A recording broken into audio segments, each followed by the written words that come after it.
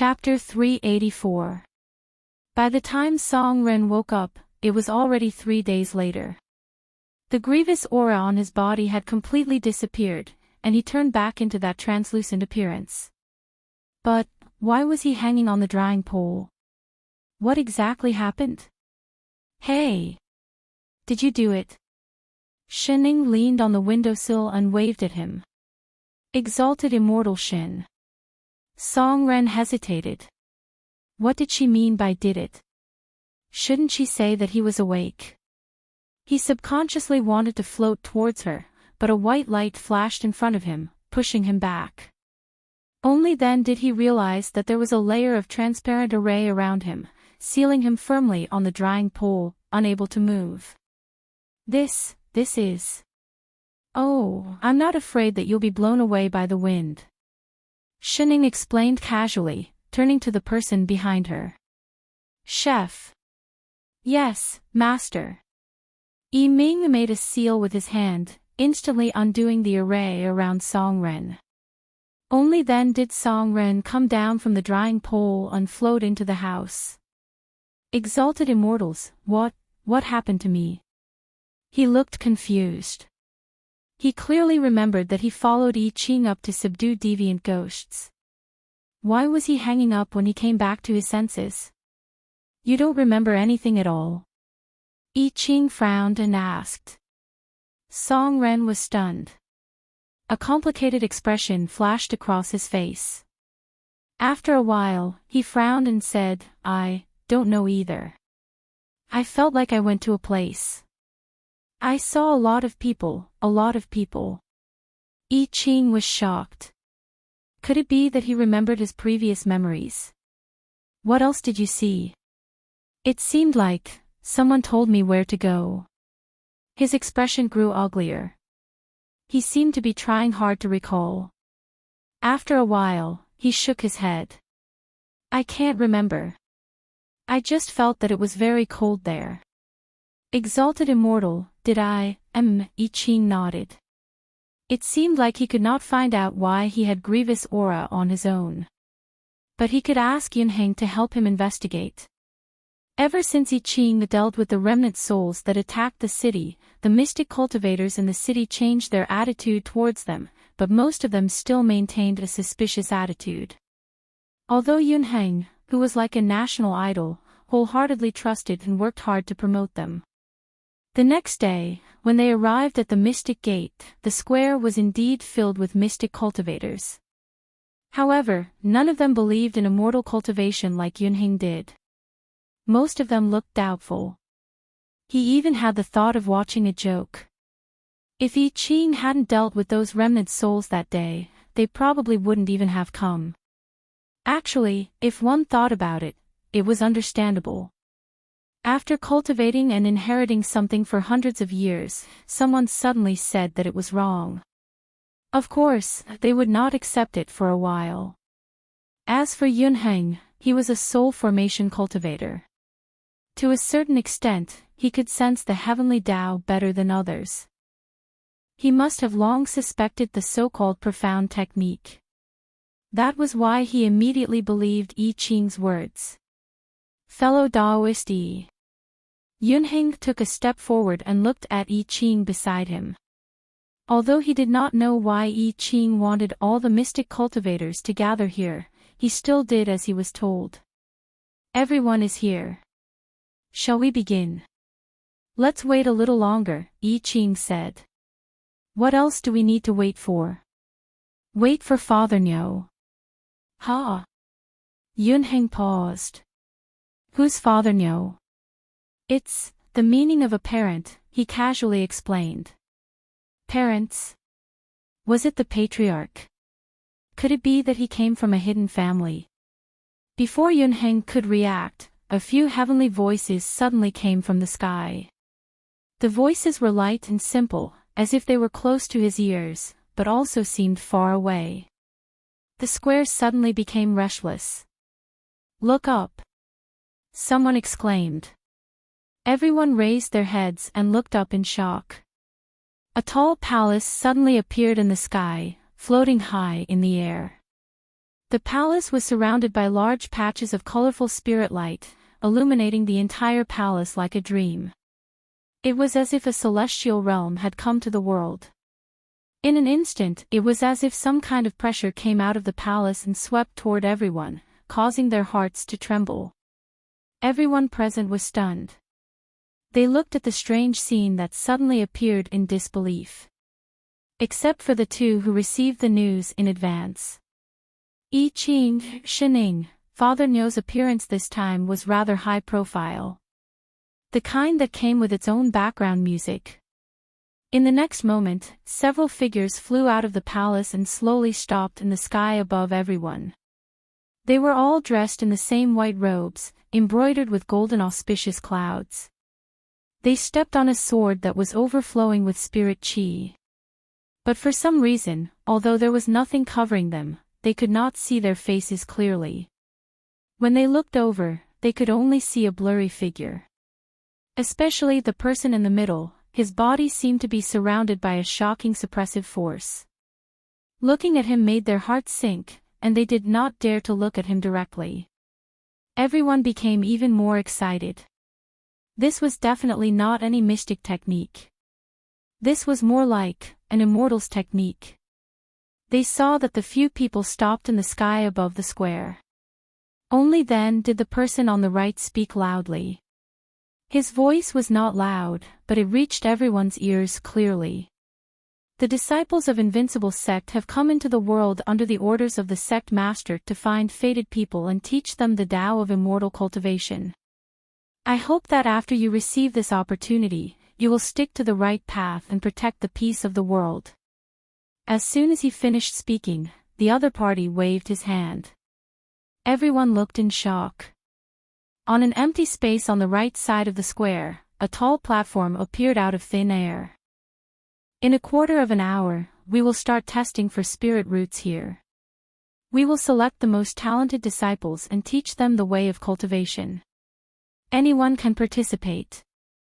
With that said, the few of them flashed and flew back to the palace in the sky between the clouds. The whole place was silent.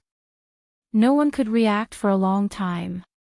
After a while, they rushed to the side of the platform on the right and formed a long line, waiting excitedly. Although they did not know what testing for spirit roots was, the scene just now was not fake. At that moment, there was no longer any doubt in their hearts. So there really was a way to cultivate to become immortal in this world. What Master Yuntian said was true.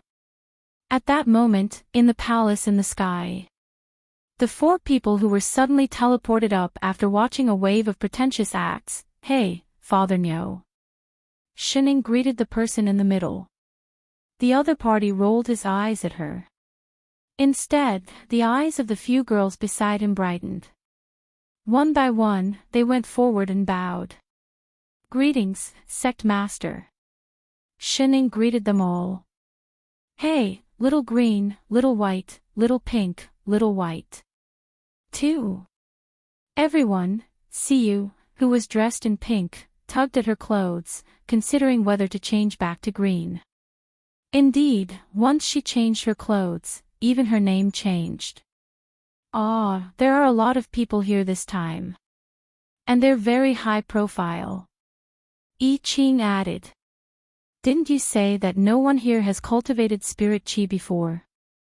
Lone Moon stepped forward and said, of course I have to be fully prepared.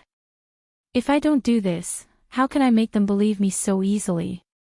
He did not want to cause a fight over the cultivation system. That was equivalent to holding a press conference in advance. Of course, he had to make it as high profile as possible. The few of them paused. They thought back to the mystic cultivators in the square. Indeed.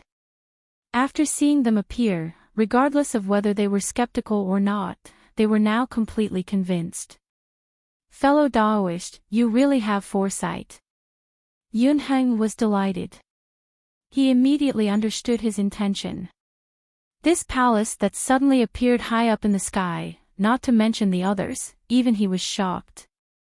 At first, he was still thinking about how to persuade everyone to give up on their original mystic techniques. But after this incident, that problem was solved.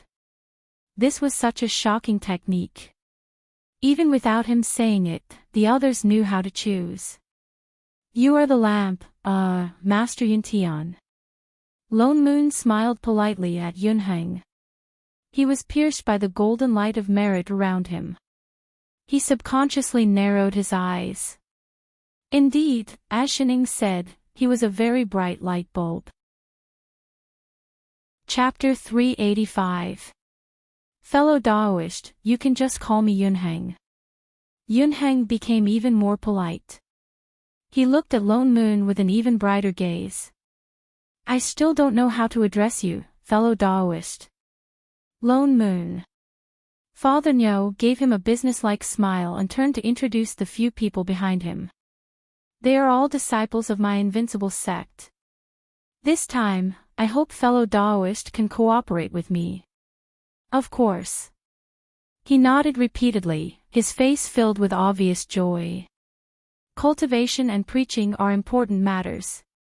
If there are any problems, as long as fellow Daoist asks, I will definitely not refuse. Lone Moon did not say much. After exchanging a few pleasantries with him, he asked him to bring Cu and the others down to test their spirit roots. Only 3 people and 1 ghost were left in the hall. Naturally, they didn't need to personally attend to a matter like accepting a disciple. Otherwise, it would be too degrading. It wasn't easy for him to show off, so he naturally had to do it to the end. However, he was indeed curious about the qualifications of the people from this small world. He immediately summoned a water mirror, and the scene on the testing platform below appeared before his eyes. At that moment, there was already a long queue. All the mystic cultivators were looking excitedly at the stage. Perhaps it was because Cu and the rest were on the stage, there was no fighting. They went up the stage one by one in an orderly fashion. What was amazing was that among all the people who went up to the stage, other than 1 or 2 commoners who joined in the fun, the mystic cultivators who were originally guarding the city all had spirit roots. Moreover, their aptitudes were not bad. Most of them had dual or triple spiritual roots. In less than an hour, 2 celestial spiritual roots had been detected. Such a good aptitude was rare even in other small worlds with rich spiritual chi. It was as if all the good talents had been gathered in this city, but why do they all have cultivation bases? Lone Moon glared at the unreliable pair of master and disciple. Didn't you say that there are no cultivators in this world? The people who went up for the spirit root test were all at the 1st to 5th stage of chi refinement. Especially those 2 with heaven's spiritual roots, they had already reached the 8th level of chi refinement. Maybe it's because of the so-called profound technique. I Ching replied, previously, they all cultivated a mystic technique that was similar to talisman cultivation. They often had to draw talismans, even though they didn't know how to draw chi into their bodies. But if I use the surrounding spiritual chi to draw talismans, it will naturally affect me. It was just that they lacked understanding of spiritual energy and didn't know how to circulate it. Naturally, they couldn't pass through the lightning tribulation and successfully build their foundation.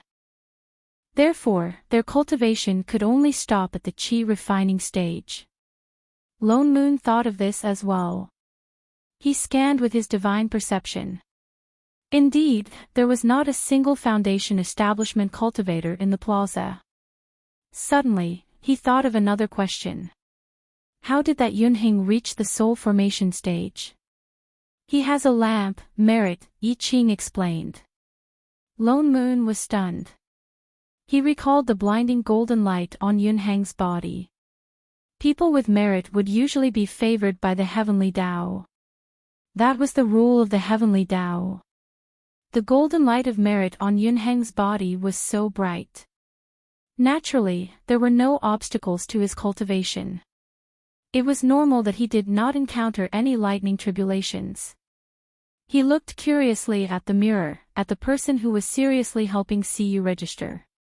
You can sense that your cultivation method is wrong, and you can still make up your mind to change it in time. Most importantly, it wasn't for his own selfishness, but for the sake of this world. Yunheng's breadth of mind is rare indeed. No wonder he has so much merit. Indeed. I Ching nodded as well. He should have been the first to sense that there was a problem with this world's cultivation. What's more, after knowing that he was cultivating the immortal Tao, ordinary people would not be able to resist the temptation to change their cultivation methods privately. But his first reaction was to beg him to teach this cultivation method to all the mystic cultivators in the world. He had no intention of keeping it to himself. All he wanted was to solve the world's crisis. He is indeed a rare kind person. You can't say that. The moment the two of them finished speaking, Song Ren, who had been silent all this while, suddenly snorted coldly. He looked straight at the mirror, and his eyes darkened. Some people can't be seen on the surface. Until the end, who knows what he's thinking. Shening, who was chewing on her fruit, paused and turned to look at the rich ghost. You don't like him? I Ching and Lone Moon turned to look at him as well. They were surprised that he would suddenly say something like that. Song Ren frowned and glanced at the mirror in disdain. He said subconsciously, he looks like the sun. Just looking at him hurts my eyes. What's there to like? Humph. The disdain in his eyes deepened. There was also some anger in his eyes. He stared at Yunheng. I Ching was shocked. He stepped forward and said, you can see the light of merit around him. It's so bright. How can I not see it? He looked like he was not blind. I Ching exchanged a look with Lone Moon. Then, he said, Song Ren, you used to know Yunheng. Ha! Song Ren turned. I don't. Then why, do you suddenly hate him so much? He stared blankly, as if he had just realized it. A look of confusion flashed across his face. He scratched his head. I don't know. Anyway, he doesn't look like a good person. I hate him. With that said, he nodded vigorously. He stared at the person in the mirror again. Even his hands by his side tightened. I Ching frowned even deeper. By right, people with the light of merit would subconsciously give people a sense of friendliness. Although Song Ren was a coward, he was not a difficult person to get along with. In fact, compared to Lone Moon and Master, he was even friendlier and friendlier. By right, today should be the first time they met. Why did Song Ren hate Yunheng so much? Could it be that his death in his previous life had something to do with Yunheng? It looked like he had to ask Yunheng about this. Lone Moon was a little excited. He did not expect to gain so many sword cultivator disciples just by showing off. The next day, Siyu told him the results of the spirit roots test. There were actually 17 celestial spirit roots. 2 of them were variant spirit roots. There were also hundreds of people with double and triple spirit roots. There were even more people with mixed spirit roots. Lone Moon chose those who were suitable for sword cultivation and had good potential to teach them personally. The rest were handed over to Siyu and the others to teach them the basics of drawing qi into their bodies and basic sword techniques. He instructed them again and again not to teach them body tempering. After completely cutting off all contact between Shening and the others, Lone Moon let them into the hall. The more he looked at the cultivators in front of him, the more satisfied he was. Although they were all a bit old, missed the best cultivation period, and had a lot of impurities in their bodies. However, as long as he worked hard, he would be able to reach the core formation stage before his lifespan ended. Not only would he be able to ascend to become an immortal, but he would also be able to reach the soul formation stage. Although the spirit qi in this small world was thin and there were pitifully few spirit herbs and spirit plants to support it. But these had nothing to do with sword cultivators. Sword cultivators practiced sword techniques. Elixirs and whatnot, other than for emergencies, had no benefits to cultivation. What's more, there was Yunheng. He was already at the soul formation stage. As long as he practiced his cultivation technique, he would be able to survive the Ascension Lightning Tribulation and ascend to the celestial world. Of course, he naturally practiced the mental cultivation method of swordsmanship. Lone Moon could already see the beautiful era of sword cultivators all over the place. He plunged headfirst into the great cause of teaching others how to cultivate. Shining, who was openly slacking off, why do I feel like I've forgotten something? Forget it, it's not important. Chef, can you make some afternoon tea? I'm hungry. Yes, master, no problem, master. Chapter 386. Perhaps because they already had the foundation of drawing talismans before, everyone learned to draw qi into their bodies very quickly. In just a few months, most of them had already advanced 1 or 2 levels in their cultivation. Especially Yunheng, he went from early-stage soul formation to mid-stage soul formation. But these people's meridians had not been cleansed by spirit qi for a long time, and the impurities in their bodies had accumulated for a long time. It would definitely affect their foundation. Because of this, Lone Moon decided to let them stop drawing qi and directly switch to basic sword techniques. Sword techniques could strengthen one's physique and help to clear the meridians. Other than that, he forced everyone to abstain from eating to prevent more impurities from accumulating. People who had just started abstaining from eating were very painful. Although they would not feel hungry with the pill of fasting, they were used to having 3 meals a day. Even if they were not hungry, the desire to eat was hard to suppress. This was also why it was better to take in disciples as young as possible. Especially these people who were changing their cultivation, most of them were adults. They had been eating grains for decades, and now they suddenly ran out of food. Naturally, it was a kind of torture for them. But Lone Moon was a strict teacher. He was very determined to abstain from eating. He directly stopped the canteen and even closed the mountain gates. So the rear hall of the entire immortal sect, which was the only place where people could eat, became the place where they had to practice sword techniques and study mental cultivation techniques. So fragrant. He turned his head and looked at the row of people lying on the wall. They were drooling, and their eyes were glowing green. Shining was stunned. Under the gaze of hundreds of eyes, she silently ate another mouthful of rice. Indeed, in the next moment, a series of gurgling sounds came from outside the wall. Faintly, there was also the sound of people drooling even more happily. Suddenly, she was a little worried. This wall wouldn't collapse, right? The feeling of being stared at by hundreds of pairs of eyes while eating every day, Shining really felt no pressure at all. In fact, she even wanted to add another dish to her plate. 0, chef, make 2 more dishes. I'm not full. Yes, master, no problem, master. Lone Moon who just entered, Yunheng who just entered, everyone on the wall, cough. Lone Moon coughed heavily, successfully attracting the attention of the group of people on the wall. His expression turned cold. Have you all finished practicing the basic sword techniques for today? All of a sudden, everyone froze, like a child who had made a mistake. Replying to Exalted Master, we have already finished practicing. You still have the strength to lean against the wall. Looks like it's too easy. Tomorrow, I'll practice 100 times more. Everyone's face turned pale. Are you a devil? For a moment, wails and cries could be heard everywhere.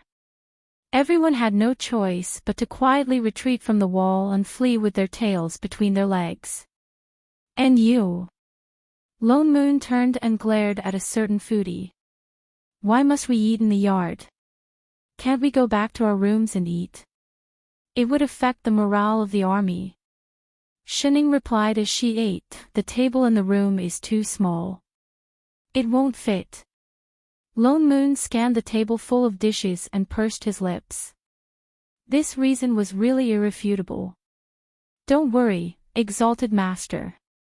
Yunheng smiled and said, they're just not used to fasting for the first time. They'll get used to it after a while. He could only think of it this way. A few days later, the number of people drooling on the wall became fewer and fewer. They no longer came to watch and instead asked in person. Master Shen, I heard that your cultivation method is different from ours. Master Shen, I heard that you don't need to fast. Master Shen, I heard that you were the one who taught Exalted Master Cu and the others their cultivation techniques. Master Shen, when are you free? Can you give us some pointers? Master Shen, do you think I have the qualifications to cultivate your cultivation technique? The kind that doesn't need to fast. I Ching, Shening, Lone Moon, his heart skipped a beat. It was as if he smelled the scent of a second invincible sect. He suddenly had the urge to expel a certain person from the invincible sect from the sect. Cough, that. Yunheng chuckled and hurriedly changed the topic. Oh yes, fellow Taoist I Ching called me here in such a hurry. What's the matter? Only then did I Ching remember the matter at hand. He turned to look at Song Ren, who was staring at Yunheng like a thief. I Ching conjured a seal and turned his illusory body into his soul body. Yunheng, have you seen him before? Yunheng paused. He did not understand what I Ching meant, but he still looked Song Ren up and down seriously. After a while, he shook his head in confusion.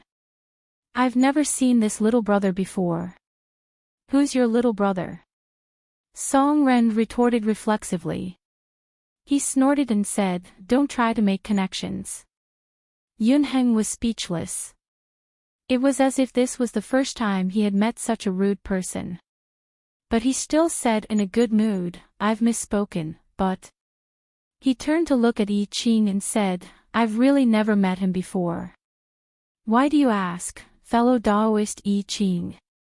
You've really never seen me before. Song Ren looked at him suspiciously. His face was full of disdain. Indeed, I've never seen you before. Yunheng nodded. You're not pretending, are you? Song Ren looked even more suspicious.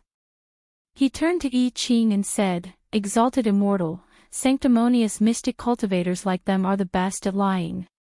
Don't believe them so easily.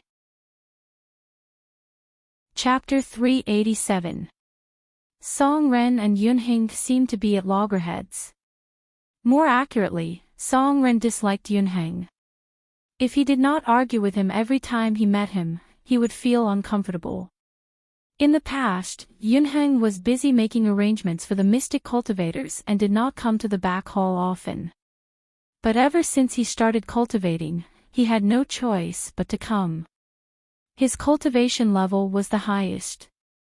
Naturally, his cultivation technique was different from others. He could only ask Lone Moon and I Ching. He could only go to the back hall again and again. That was why he met Song Ren often. No matter how good Yunheng's temper was, he was always angered by Song Ren. And Song Ren seemed to like this irritating activity. Even if Yunheng did not come sometimes, he would purposely go and find some small trouble from time to time. For example, from time to time, he would draw a turtle on his Taoist robe, dig a big hole in his path, break the bed frame when he slept, steal toilet paper when he went to the toilet, and so on. These things were not big, but they all made people go crazy. All the disciples in the sect could hear Yunheng's exasperated roars from time to time. Song Ren, on the other hand, was enjoying himself. He looked as if he was relieved to see Yunheng in trouble. Speaking of which, Shening could not help but ask, how much do you hate light bulbs? I don't hate them. Song Ren blinked innocently and said seriously, Exalted Immortal, don't worry. I'm not such a narrow-minded person. Oh. Shining tilted her head and pointed at Yunheng. Then can you take the kettle away from his head first? You've been watering him for so long. He's a light bulb, not a carrot. What if the electricity leaks? I Ching, Lone Moon, Yunheng who was drenched, all right, exalted immortal. Song Ren put down the kettle in his hand, looking relaxed. Anyway, he had already drenched himself. Yunheng wiped the water off his face and conjured a dust removal spell that he had just learned. Only then did his soaked clothes dry. As if already used to a certain someone's prank, he turned and bowed to Lone Moon. Thank you for your guidance, exalted master. I understand now. I'll take my leave first and focus on my cultivation. Go. Lone Moon nodded. Only then did he quickly leave the rear hall with the turtles painted in all sorts of postures and colors, as if he was afraid that Song Ren would follow him. Only then did everyone turn to look at a certain ghost. I didn't do anything. Song Ren hid the kettle behind him and turned to look at the sky. The trio. Do you think we're blind? It wasn't that they didn't try to stop Song Ren, but he was especially stubborn when it came to dealing with Yunheng. It was useless no matter what he said. Even if he was put in confinement, he would actually imitate the other disciples and cultivate as a ghost immortal. Then, he would come out and continue messing with people. They could only watch helplessly as he turned from a coward into a mischievous one, and a very bear-like one at that. You. I Ching glared at him. After a while, he sighed and said, forget it. He did not know if it was because of the influence of Radish's illusory body, but even his personality was leaning towards it. What's more, there must be a reason why he disliked Yunheng so much. Although it was true that Yunheng did not know him, they could be related in other ways. There must be a cause and effect. It would not be good for them to interfere too much. Exalted immortal. Song Ren suddenly thought of something. His eyes shifted and he walked towards I Ching awkwardly. He lowered his voice and said, do you think this illusory body of mine is sick? I Ching paused and glanced at him. How can an illusory body be sick? It was an immortal object in the first place, not a mortal body. But his expression became even more complicated. As if he was worried about something, he tugged at the corner of his clothes and said, I feel like my body is different from before. This body was given to me by you. Why don't you examine it for me? Ha! I Ching frowned. Song Ren's soul would produce grievous energy. It would indeed be troublesome for an illusory body to have a problem.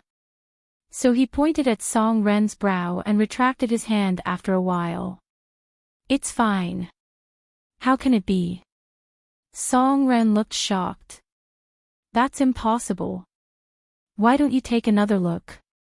It's really fine. This. He became even more anxious. He looked at Lone Moon beside him, as if asking for help. Why don't we? If Chef says it's fine, then it's definitely fine. Without waiting for him to speak, Lone Moon said directly, illusory body is a divine technique. He's more knowledgeable about it than I am. But, I really... Song Ren's expression became even more strange. His face turned pale and he looked like he wanted to say something but stopped. What exactly do you want to say? Lone Moon asked. I Ching also saw that his expression was not right. Just say it. Song Ren subconsciously glanced at Shining beside him. Something flashed across his face. He coughed and said, well, can the two exalted immortals step aside and have a word? With that said, without waiting for the two of them to react, he directly pulled one person with each hand and walked out in a hurry. Only a certain person who was chewing on a fruit was left. Shining, could it be a little secret between men that she could not hear? What exactly is it? I Ching frowned and gave a certain mischievous look at a certain mischievous ghost. Master was too far away. What if he was abducted? Two exalted immortals. Song Ren's expression became even more anxious.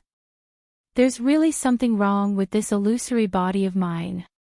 Especially in the past 2 days, it obviously feels different. How is it different?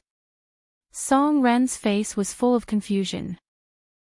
He then opened his mouth and said, replying to exalted immortals, in the past 2 days, my lower body has suddenly felt warm and painful. It's like I want something more. What's the reason? I Ching was stunned. Suddenly, he thought of something and his whole body stiffened.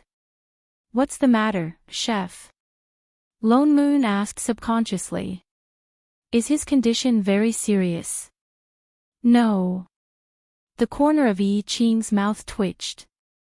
After a while, he said, his illusory body is made of radishes dandelion. Dandelion. Radishes. Lone Moon, who understood immediately, also stiffened. Instantly, 2 pairs of eyes swept over a certain unspeakable part of Song Ren. A century-long silence. What's the matter? Song Ren suddenly felt a little cold in his lower body. He subconsciously covered it. Thinking that he could not hide his illness for fear of treatment, he gritted his teeth and said, can't you diagnose it without seeing it for yourself? Why don't I let you take a look? They were all men anyway. With that said, he pulled on the top of his pants and was about to pull it down. Stop. The 2 of them reached out at the same time and pressed his hand down. We're not that close. Don't learn from Radish on this. Then what should we do? Don't worry, it's fine. I Ching's expression became even more strange. Your illusory body has always been like this. It's very normal. You'll get used to it. That's right, that's right. Lone Moon nodded vigorously. This is a normal phenomenon. But, no buts. We'll just pull it out after a few days. Yes, maybe we can even refine pills for the disciples to eat. Song Ren, pull it out. Refine pills. Eat. Are you demons? Chapter 388. Ever since the conversation about the illusory body, Song Ren had been quiet for a few days. He was not in the mood to cause trouble for Yunheng. Instead, he hid the moment he saw I Ching and Lone Moon. He even covered his lower body. That terrified expression made it seem as if they were going to do something to him in the next moment. His eyes were filled with resentment. Hey, what do you mean by that look of yours? Lone Moon's mouth twitched. He could not help but grab him back. Even if that thing of yours grows out, we're not interested, all right? We don't lack it. Don't lack it. Song Ren's eyes widened. What did he mean? Did he pluck a lot of it before? That thing of yours, we have a pile of it in our warehouse. Radish had to pluck it every once in a while. A pile. Song Ren's eyes were filled with even more fear. Even his legs began to tremble. That's enough. Do you really think we care about that thing of yours? You have a whole warehouse of it, and you still say you don't care. Since it's already grown on your body, you can do whatever you want with it. Whether you give it to someone or refine it into pills, we can't be bothered.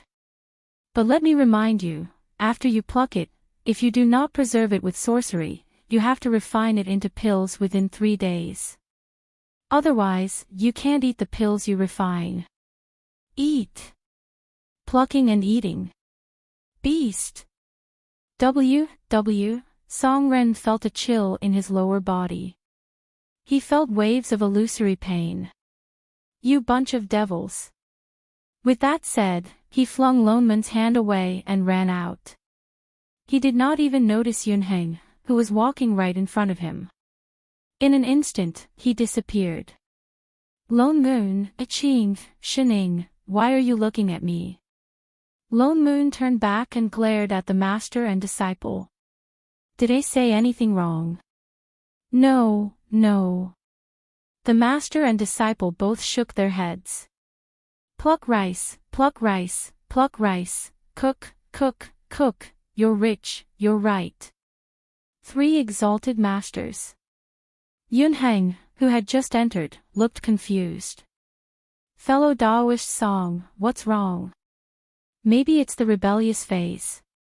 Lone Moon replied casually. He glanced at him and asked, what's the matter? It was only then that Yunheng remembered his purpose. He quickly handed the letter in his hand to Lone Moon and said excitedly, it's like this, exalted master. I've just received an urgent report from the mystic sect. At the border of the north, I've discovered a strange, remnant soul. Moreover, it seemed to be heading their way. This disciple was thinking that since everyone has cultivated for so long, could it be possible? You want those people from the sect to deal with the remnant souls? Lone Moon frowned. Yes. Yunheng nodded, looking even more excited. Everyone's goal in changing their cultivation was to get rid of deviant ghosts and bring peace to the world.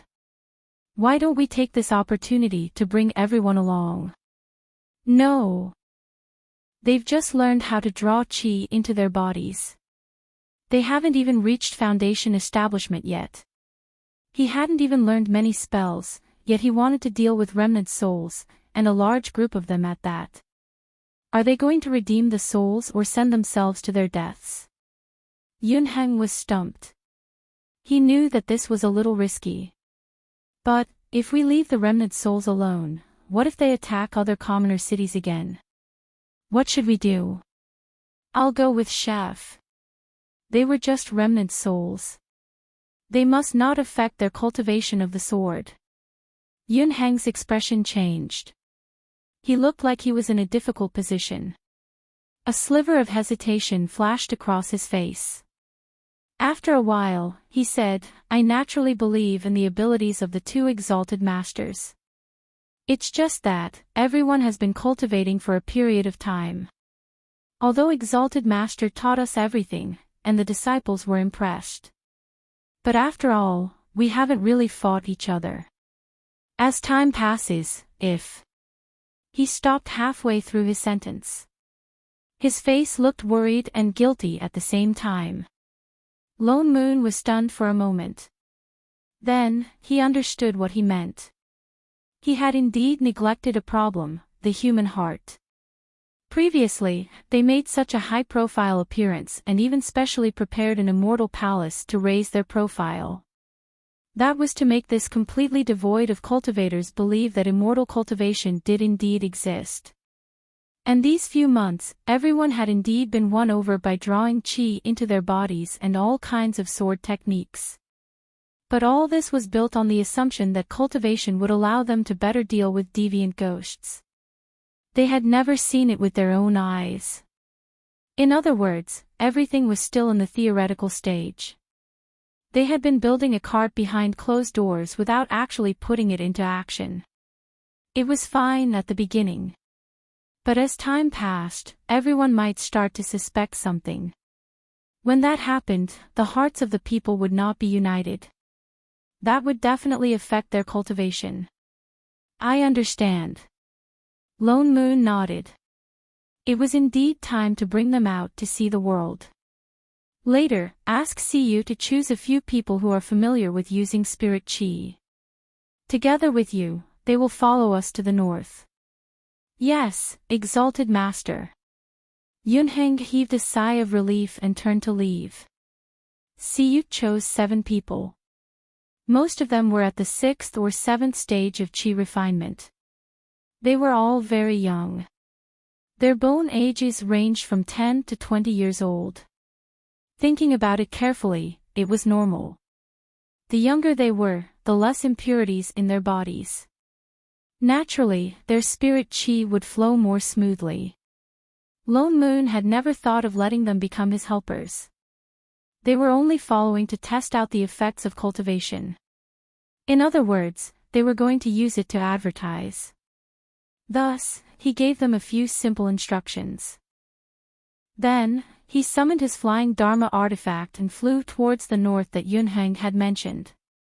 Everyone was obviously excited, especially when they saw the wooden boat that Lone Moon had casually thrown out. Instantly, it turned into a spirit boat and carried everyone up into the sky. They were stunned for a full 15 minutes before they dared to move around on the spirit boat. Their eyes were shining brightly.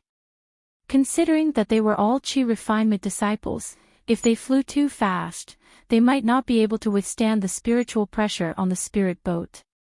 Lone Moon had no choice but to slow down. The group of 10 flew for an entire day before they reached the north. From afar, they could see a desolate land. The ground looked as if it had been roasted by fire. It was pitch black and charred. Looking around, there was not a single bit of green. It looked especially bleak. Lone Moon used his divine perception to scan the area. Then, he steered the spirit boat towards the west, where the yin qi was the thickest. The further they flew, the darker the sky became. In a short while, even though it was a bright sunny day, everything around them had turned gray. They could faintly hear the shrill cries of ghosts in front of them. It was especially piercing. It's deviant ghosts. The deviant ghosts are right in front of us. A disciple shouted. Lone Moon landed directly and kept the spirit boat. It was already very dark around them. A large amount of bone-chilling yin qi swept towards the crowd, blotting out the sky. The ghostly cries seemed to be right beside their ears. They were even clearer now. Everyone panicked. One by one, they took out their swords and looked in front of them with some trepidation and fear. Calm down. Lone Moon turned back and reminded them. Follow the way you usually practice using your spirit qi. Activate your spirit qi. Everyone was stunned. One by one, they followed his instructions. Indeed, in the next moment, the bone-chilling yin qi dissipated completely. Their bodies quickly warmed up. Their bodies seemed to have an additional layer of protection. The yin qi was directly blocked. Chapter 389. It's useful. Everyone's fear was swept away, and their eyes were filled with excitement. In the past, they had to use countless talismans to expel the yin qi. But just now, they had just circulated their spiritual qi, and they could not feel it at all. With spirit qi protecting your body, ghosts and spirits won't be able to harm you. Lone Moon explained. As long as you release your spirit qi, those remnant souls won't be able to hurt you. As soon as he finished speaking, everyone became even more excited. In the next moment, the huge group of remnant souls was already flying towards them. Along with a series of shrill ghost cries, a group of inky black things surged toward them. One could even faintly see a terrifying shadow within them. Looking at the number of remnant souls, it seemed to be even more than the previous wave of attacks. I Ching frowned and stepped forward, about to conjure a seal. Wait! Lone Moon suddenly pulled him back and turned to face Yunheng. Let him come. Yunheng paused. Even the golden light of merit on his body shook. His eyes widened in disbelief. I. Did he hear wrongly? Yes. Lone Moon nodded. Since they were going to advertise, they naturally had to find someone to support them. Didn't I teach you about the reincarnation array? The corner of Yunheng's mouth twitched. But you just taught me yesterday. He had not even started practicing. Did he have to be so fast? All the best. Lone Moon patted him on the shoulder. You have the highest cultivation level out of everyone here. I have high hopes for you. Are you sure you're not trying to trick me? Those remnant souls had already pounced over, and the light around them was instantly swallowed up. It was as if they were immersed in ink, and a series of ear-piercing ghost cries cut through their eardrums like knives. The hearts of all the disciples tightened, but they found that there was no damage to their bodies. It was just as Lone Moon had said, with the protection of spirit chi, ghosts and spirits could not invade. Yunheng gritted his teeth. He had no choice but to bite the bullet. Recalling the spell that Lone Moon had taught her yesterday, she used all the spirit chi in her body to form a seal and recited a series of complicated spells. In an instant, a golden light flashed in his hand, and a familiar formation appeared under his feet. However, it only flashed for a moment before disappearing again. Yunheng took a deep breath, conjured another seal, and recited once more. However, just like the last time, the array formation collapsed as soon as it appeared. He tried 4 to 5 times without success, and his forehead was covered in sweat. Maintain the balance of the formation spirit chi. I Ching couldn't stand it anymore and reminded her. If they wasted any more time, they wouldn't be able to make it back in time to make dinner for Master. Yunheng paused. His eyes brightened as if he had figured something out. Thank you, exalted Master, for your guidance. Then, he took a deep breath, closed his eyes, and began to visualize the formation in his mind. Then, he circulated his spiritual chi and began to form hand seals inch by inch, chanting an incantation. The next moment, the formation finally took shape, and it grew larger and larger. In just a short while, it had spread to everyone's feet. The yin chi in the surroundings dissipated, and the phantoms that had been attacking everyone slowly calmed down, turning back into white transparent figures. Their expressions also became serene. A moment later, it turned into wisps of green smoke and disappeared. After all, Yunheng was only a soul formation cultivator. Naturally, his spirit power could not compare to I Ching's. In addition, there were more remnant souls this time around. He had to divide them 6 times before he could send all the remnant souls into the river of forgetfulness. Since it was his first time setting up an array and he wasn't very familiar with the control of his spiritual energy, he had almost used up all the spiritual energy in his body after just a few large-scale reincarnation arrays. He placed his hands on his knees and took a few deep breaths. But his expression was one of excitement that he had never shown before. He even looked like he wanted to do it again. For the first time, he understood that remnant souls could be handled like this. It was different from the heavy and repressed feeling he had when he saw mystic cultivators dealing with deviant ghosts in the past. This time, he could clearly feel that those remnant souls had really returned to where they belonged. Even though his spiritual energy was almost depleted, he felt a sense of satisfaction and peace of mind that he had never felt before. It was as if he was not watching the remnant souls disappear, but witnessing their rebirth. This was the true rebirth. The other disciples also looked excited and in disbelief.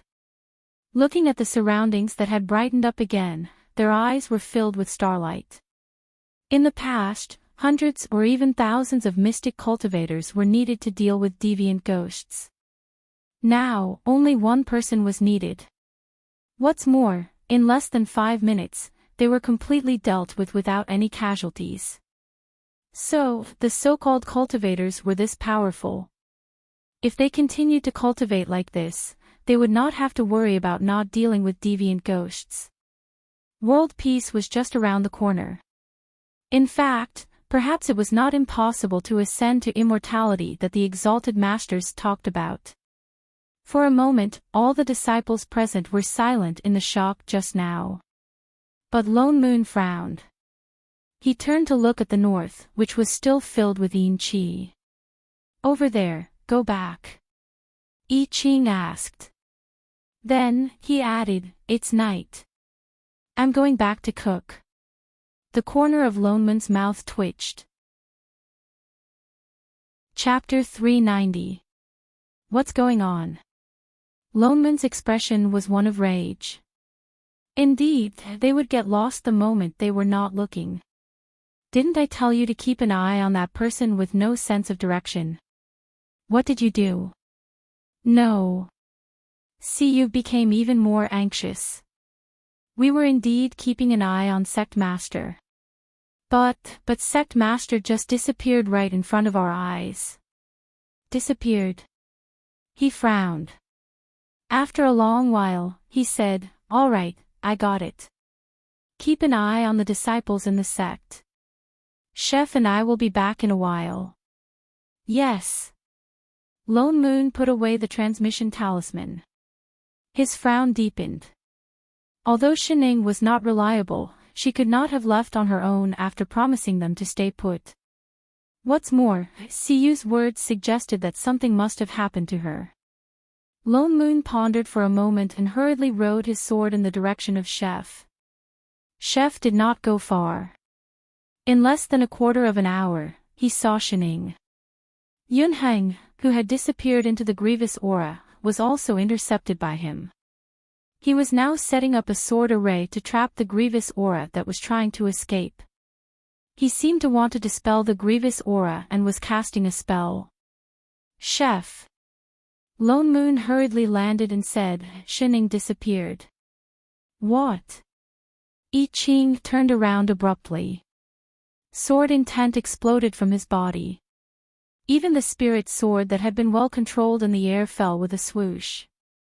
Aoo, the person who had just been wrapped in resentment, let out a pained cry as he was struck by the sword, which directly stabbed into his leg. The resentment that could not be dispersed for a long time was instantly sliced clean by the soaring sword chi. Yunheng, who was in so much pain that he was gasping for breath. "Ow, ow, ow, ow, ow, ow, ow, ow, ow, ow. What's wrong with Master?"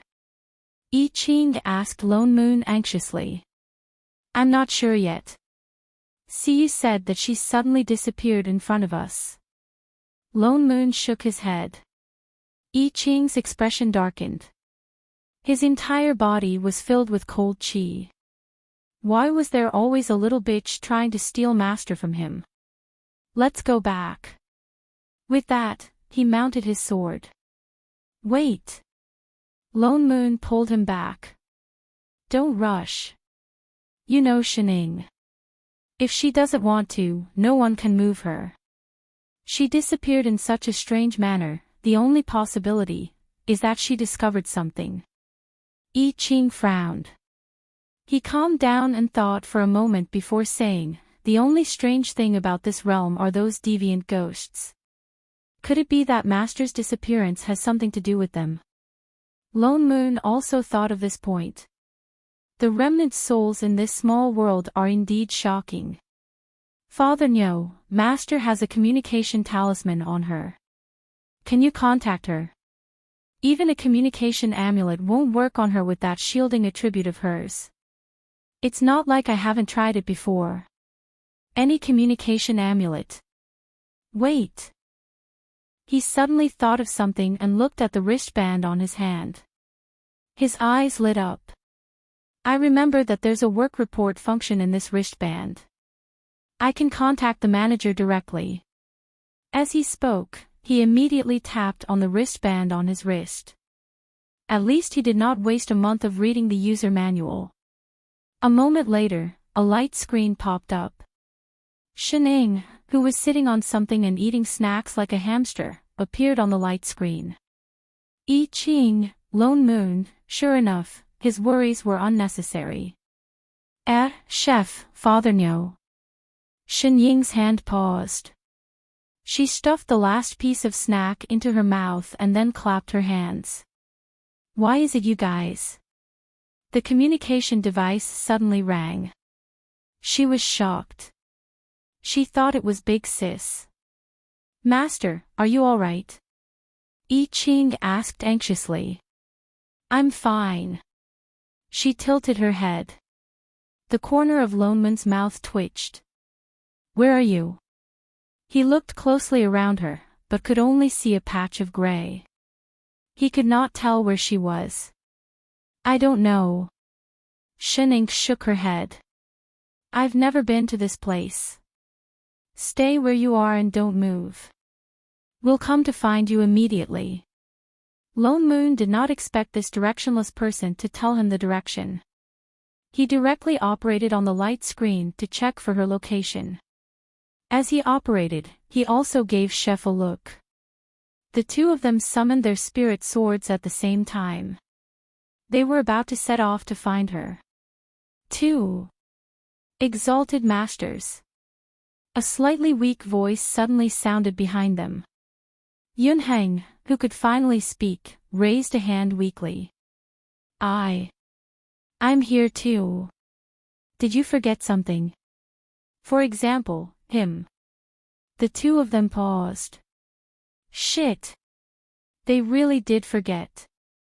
I Ching then walked over quickly. He scanned him from head to toe, especially the spirit sword stuck in his leg. He frowned and casually pulled it out. Then, he conjured a seal to heal the wound on his leg. With a look of disapproval, he reminded, your swordsmanship is not good enough. Don't casually summon a spirit sword to play with. Yunheng, winky face play. Who was the one who stuck this sword in? Father Nyo, where is Master? I Ching directly lifted Yunheng onto his own sword and turned to look at Lone Moon. A line of red words suddenly popped up on Lone Moon's light screen. Insufficient authority. Unable to search. Shit. Lone Moon suddenly wanted to spit out a mouthful of old blood. What the hell was this authority? He could only give up on locating Shening. He directly asked the person in front of him, Shening, describe what's around you. Shening opened her mouth and said, smog. It's quite serious. Nonsense. Don't use such a general description. Do you think this is the imperial capital? Say something with a signature. Oh. Shening finally looked around and said lazily, I'm sitting on a rock.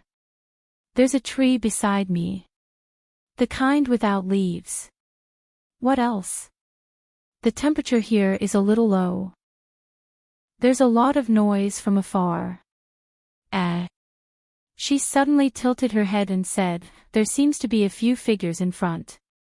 They've been standing there like idiots for a long time. Who are they? What kind of clothes are they wearing? I can't see clearly. I already said there's smog. Visibility is very low. Then why don't you walk over and take a look? So troublesome. Shut up. The anger that Lone Moon had been suppressing for a long time suddenly exploded. Who am I doing this for? Besides, youth father. No. Before he could finish, I Ching suddenly tapped his shoulder. What? I Ching's expression was a little strange. I might know where Master is.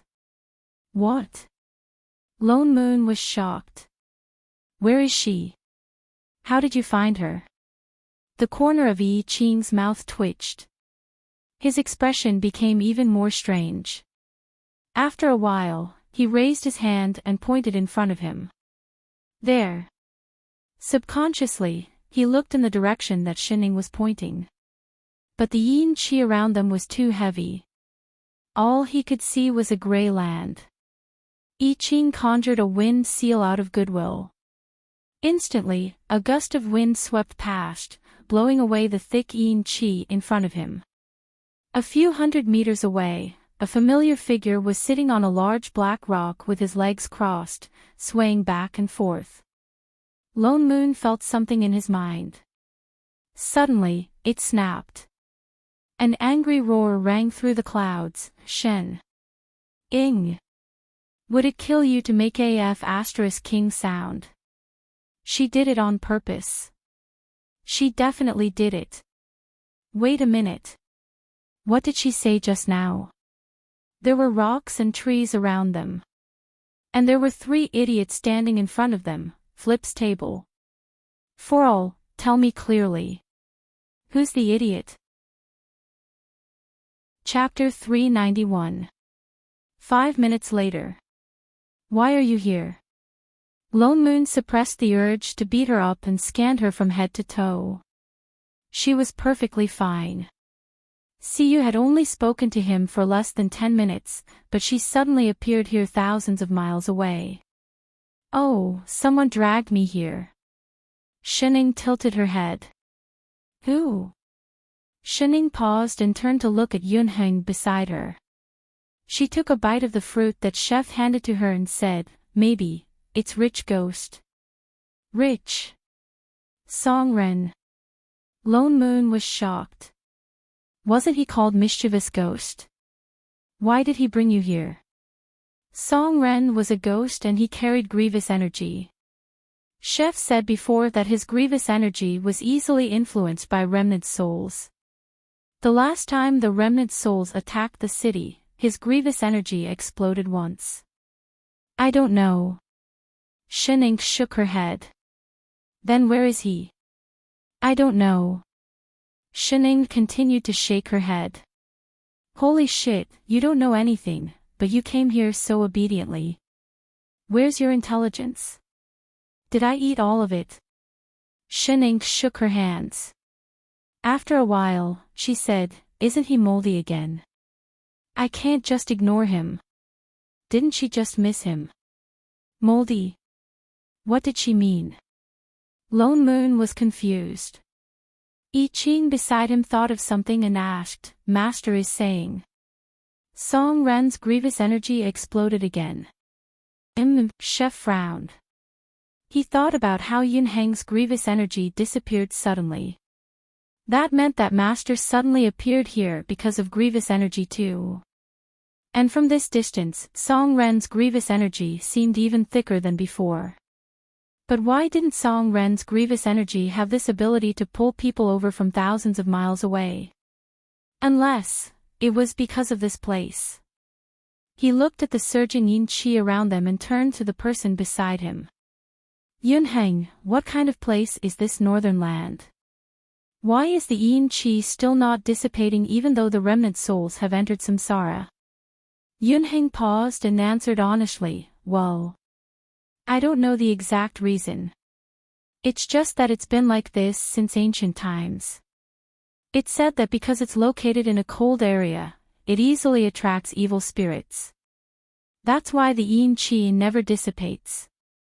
Originally, the northern region wasn't this big, but as time passed, the yin qi became denser and denser, and the number of evil spirits also increased. By the way, he suddenly thought of something and continued, legend has it that most of the evil spirits here didn't eat people. Just that a few hundred years ago, man-eating deviant ghosts suddenly appeared, Pu Xian ancestor then created Xian men, and completely drove them to this place. He sighed, and a trace of pity flashed in his eyes. After a while, he continued, but after that, more and more deviant ghosts appeared, and the area of the northern region became larger and larger. In the end, it became like this. Why are you suddenly asking this? Lone Moon could not help but ask, what are you thinking about? I Ching frowned and explained his guess. If those deviant ghosts can affect Song Ren, then the grievous energy in his body, it might have something to do with the northern region. Lone Moon understood as well. He turned to look at Yunheng. Where was the place in the north that attracted the evil ghosts and spirits in the beginning? It's in the deepest part of the north. Yunheng pointed ahead. Lone Moon and I Ching exchanged a look and nodded in unison. Let's go take a look. Whether it was to find out the truth or to find that mischievous ghost. The direction that Yunheng pointed was where the yin qi was the thickest. I Ching brought Shining with him, and Lone Moon pulled Yunheng with him. They directly flew in on their swords. The deeper they flew, the darker their surroundings became. The yin qi was shockingly thick, and they could even faintly see one or two remnant souls floating past. They were clearly in the human realm, but it felt like they were in the underworld. In fact, the yin qi here was even thicker than in the underworld. Lone Moon's heart sank. Why was there such a place in the human realm? What was going on? Before he could think about it, he suddenly felt the weight on his back lighten. He did not know if he was not used to it, but Yunheng, who was originally standing on his sword, suddenly screamed and suddenly fell headfirst. Before Lone Moon could react, he had already fallen to the ground. Fortunately, he did not fly too high. The corner of Lone Moon's mouth twitched. How could he fall from his sword? This fellow was definitely the most embarrassing soul formation cultivator he had ever seen. Hey, are you alright? I'm fine. Yunheng rubbed his face and crawled up from the ground. A look of confusion flashed across his eyes. If you can't stand properly, just tell me. I'll set up an array. Exalted Master, it's not that. Yunheng shook his head. Just now. I think someone pushed me. What? Lone Moon was stunned. Just as he was about to go down to pick him up, he saw that there was a sudden movement under his feet.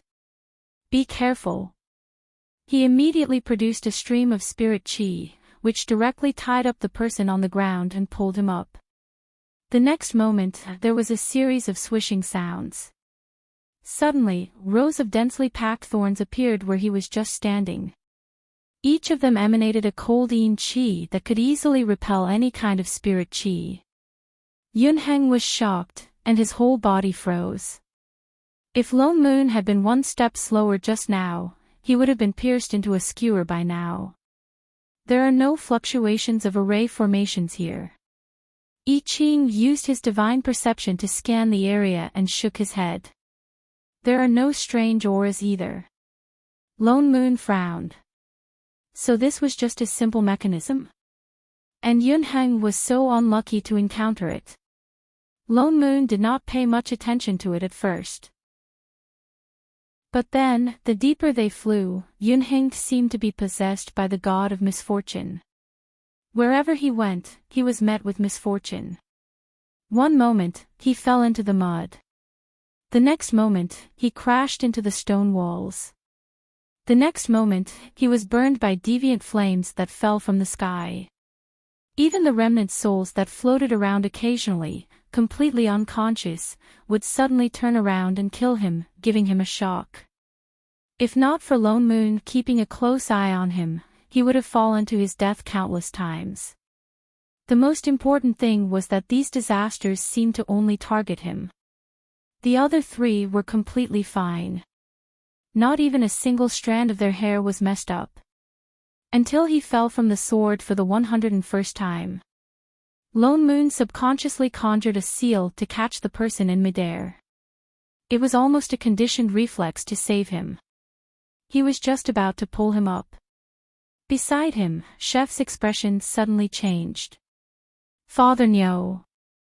In the next moment, several streaks of sword chi were thrown in the direction of the two. Only a few clanging sounds could be heard. Something was bounced off by the sword chi. Lone Moon took a closer look and realized that there was suddenly a lot of black gas around them. It was attacking the few of them with a somewhat violent aura. Grievous energy again. Because the yin chi was too thick, he actually did not notice it at first. His heart sank. Instantly, he set up an array around the few of them. Compared to the attack that only targeted Yunheng just now, this grievous energy was obviously not different. There was more and more grievous energy around them. Faintly, they could also hear the shrill cries of ghosts. Quick, look down. Yunheng, who was pulled back by Lone Moon, pointed to the ground with a pale face. The few of them looked down. They saw that in the originally charred wasteland, a large number of illusory figures suddenly floated out continuously. Their appearances were each more horrifying than the last. Remnant souls. I Ching exclaimed. Perhaps there will be an answer there. I Ching suddenly pointed to a place in front of them, where golden light flashed. Lone Moon looked at it seriously and realized that it was the source of all the chaotic river of forgetfulness. It should be a part of the main branch of the river of forgetfulness that flowed into this small world. It was also the deepest part of the northern region that Yunheng had mentioned. "Chef, you lead the way. Let's take a look," Lone Moon said. I Ching nodded and summoned his sword will. With a dragon's roar, a huge white dragon made of sword chi appeared. It broke through the thick grievous energy and the densely packed remnant souls, clearing a path for them. Only then did the few of them fly out and go straight into the depths. They were very fast. In less than a moment, they arrived at the place where the golden light of the River of Forgetfulness was the brightest. They landed and looked around. Apart from the fact that the yin chi was a little thicker, they didn't find anything unusual. "Shining." Lone Moon nudged the person beside him. "Do you see anything wrong?" Why did she feel that something was wrong? "Oh, this place should be." She stopped mid-sentence. An inexplicable emotion flashed across her eyes. She tilted her head and said, "I don't know." "What the hell was shouldn't know?" "You freaking know." "Father Nyo, I believe you." She made a heart gesture. "Get lost." Lone Moon glared at her. He thought for a moment and brought up a light screen. He recalled the contents of the instruction manual that was hundreds of gigabytes long. Then, he started to operate it slowly. A moment later, rows of data appeared on the screen. He took out a notebook and looked at the notes as he compared them. The more he looked, the darker his expression became. His brows were almost knitted together. Why is the data of this place so messy? What's going on? I Ching asked. This place is different from other places. The data seems to be inverted. If he remembered correctly, I Ching stared blankly. I Ching was stunned. He didn't quite understand what the data meant. He closed his eyes and released his divine perception to sense the aura around him. After a while, his eyes widened in surprise. All kinds of auras are intertwined here, including spirit chi. By right, spirit chi and yin chi and ghost chi were mutually exclusive. In such a heavy yin chi, there shouldn't be spirit chi. But not only was there seemed to be immortal chi mixed in. Two exalted masters, what do you mean? Yunheng was confused. He took a step forward and was about to ask in detail when his bad luck kicked in. He suddenly tripped and fell forward. Just as he was about to hit the ground, Shining, who was standing the furthest away, suddenly appeared beside him and pulled him up. "Light bulb, don't smash it. It'll break." "Ha!" Before Yunheng could react, he heard a crack under his feet. There was the sound of something cracking. Suddenly, a white light shone from a meter away from his side, which was also the place where he was about to fall.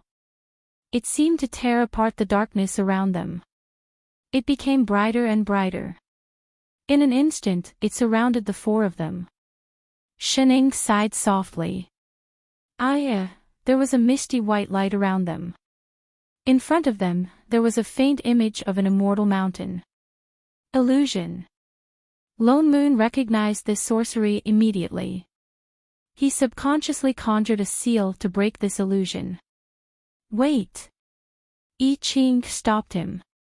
He looked around and said, "There's no killing intent in this illusion. It doesn't seem like it's trying to trap us. Instead, it seemed like it was trying to tell them something." Lone Moon then put down his hand. After some thought, he conjured several streams of spirit chi and wrapped them around their wrists to prevent them from getting separated. Especially a certain person who had a terrible sense of direction. He purposely made 2 more rounds. In a short while, the white light in front of them finally dissipated. They were suddenly in another world. The scene in front of them became clearer. When they saw everything in front of them, their eyes narrowed. Holy shit! This was a place with thick spirit chi. There were spirit herbs and spirit plants everywhere. There were floating peaks filled with spirit chi in the air. However, in the middle of those floating peaks, there was a huge hole. The sky seemed to have been smashed open. Everything around them was being sucked in crazily. It was as if the whole world was going to be swallowed up. Lone Moon and Yi Qing's hearts sank. They cried out in surprise at the same time. Plane crack. There's also a storm. Shining suddenly added slowly. Chapter 393. What? Lone Moon's heart tightened. So this was a plane storm. He had heard Kai Tian mention before that plane storms were scarier than plane cracks. If they were not dealt with in time, they would grow bigger and bigger until they affected the entire plane. Then what are we waiting for? Hurry up and fix it. Father no, this is an illusion. Yi Qing reminded him. Lone Moon stopped in his tracks. Shit, he almost forgot. Wait. If these were all illusions in the illusion, how can an illusion of a plane storm be created here? By right, the things that appeared in the illusion were set up by the person who set up the array to confuse people. But only the three of them and Mengpan knew about planes. How could the other party set up an illusion of a real plane storm just based on imagination? Unless the other party had really seen it before. So, this planar storm isn't fake. It happened here before. Yi Qing thought of this as well. His heart sank as he looked at the black hole in the sky seriously. A plane storm actually appeared in this small world before. How was it dealt with? Before he could think about it, an anxious voice came from behind him. Uncle Master. In the next moment, two figures flew over, one in front and one behind. As if they could not see them, they flew past them. Their cultivation levels were not low. They stopped about 10 meters in front of them. Uncle Master, it's too dangerous here. Let's go back and inform Sect Master and the others first. The man on the left looked at the hole in the sky and suggested anxiously. It's too late. The other person shook his head. If we don't block this hole, it will get bigger and bigger. It will drag the entire world in. But, disciple nephew Chui, hurry and inform the sect. Evacuate the residents within a radius of 50 kilometers. I'll go block it first. With that said, the person turned and flew in the direction of the plane storm. Uncle Master. The other person clenched his fists by his side. He had no choice but to grit his teeth and go back to inform the sect. The person stopped about 10 meters away from the storm. He steadied himself and began to conjure a seal with his hands. In an instant, a huge array appeared in front of him and flew towards the hole. It seemed to be trying to seal the hole that kept swallowing everything around it. However, it was a planar storm after all. How could he deal with it? The array formation collapsed in less than a second. That person changed a few more array formations, but none of them worked. Instead, it caused the hole in the sky to grow larger and larger. Although he knew that these were probably images that had already happened, Lone Moon could not help but be curious about how this plane storm was resolved by him. Sure enough, after a short while, when the man had tried dozens of spells to no avail, he clenched his fists and stood in the air for a while. Suddenly, as if he had made up his mind about something, he clenched his teeth and summoned a spirit sword, and directly stabbed it into his chest. Holy shit! Lone Moon was shocked by his sudden move. Was he going to give up because he couldn't make up for it? However, in the next moment, the blood in his chest suddenly gushed out like a fountain, as if it was drawn by something. In an instant, it gathered into a huge blood array. Only when the last drop of blood flowed out did his figure fall, but a translucent phantom floated out from his body. He still maintained the posture of forming the seal. This was dual cultivation of soul and magic. Amazing! The array was activated, and red light filled the sky.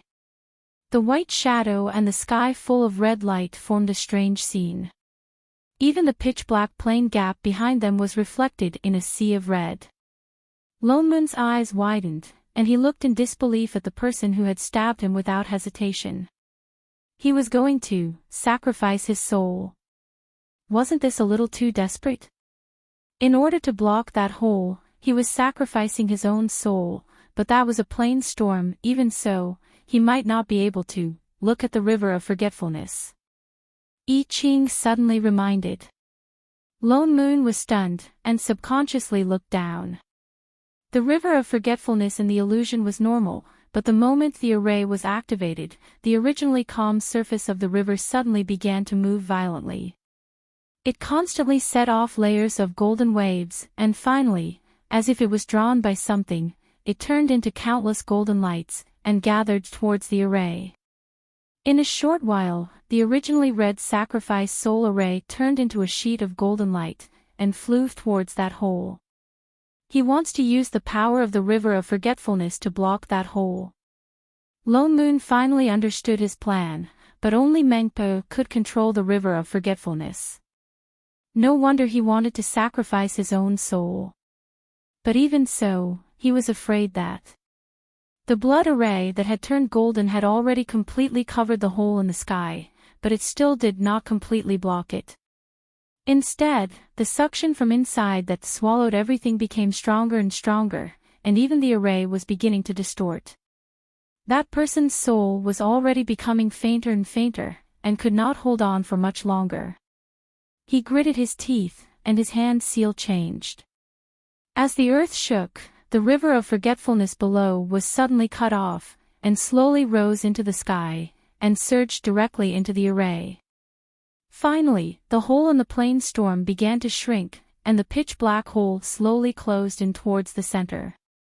But that person was already at his limit, and his figure was about to disappear.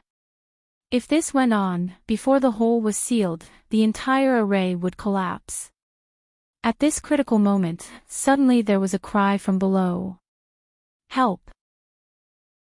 Perhaps because of the movement of the array just now, a figure in green suddenly entered the gravitational range of the plain storm, and was hugging a tree with all his might, trying to climb out.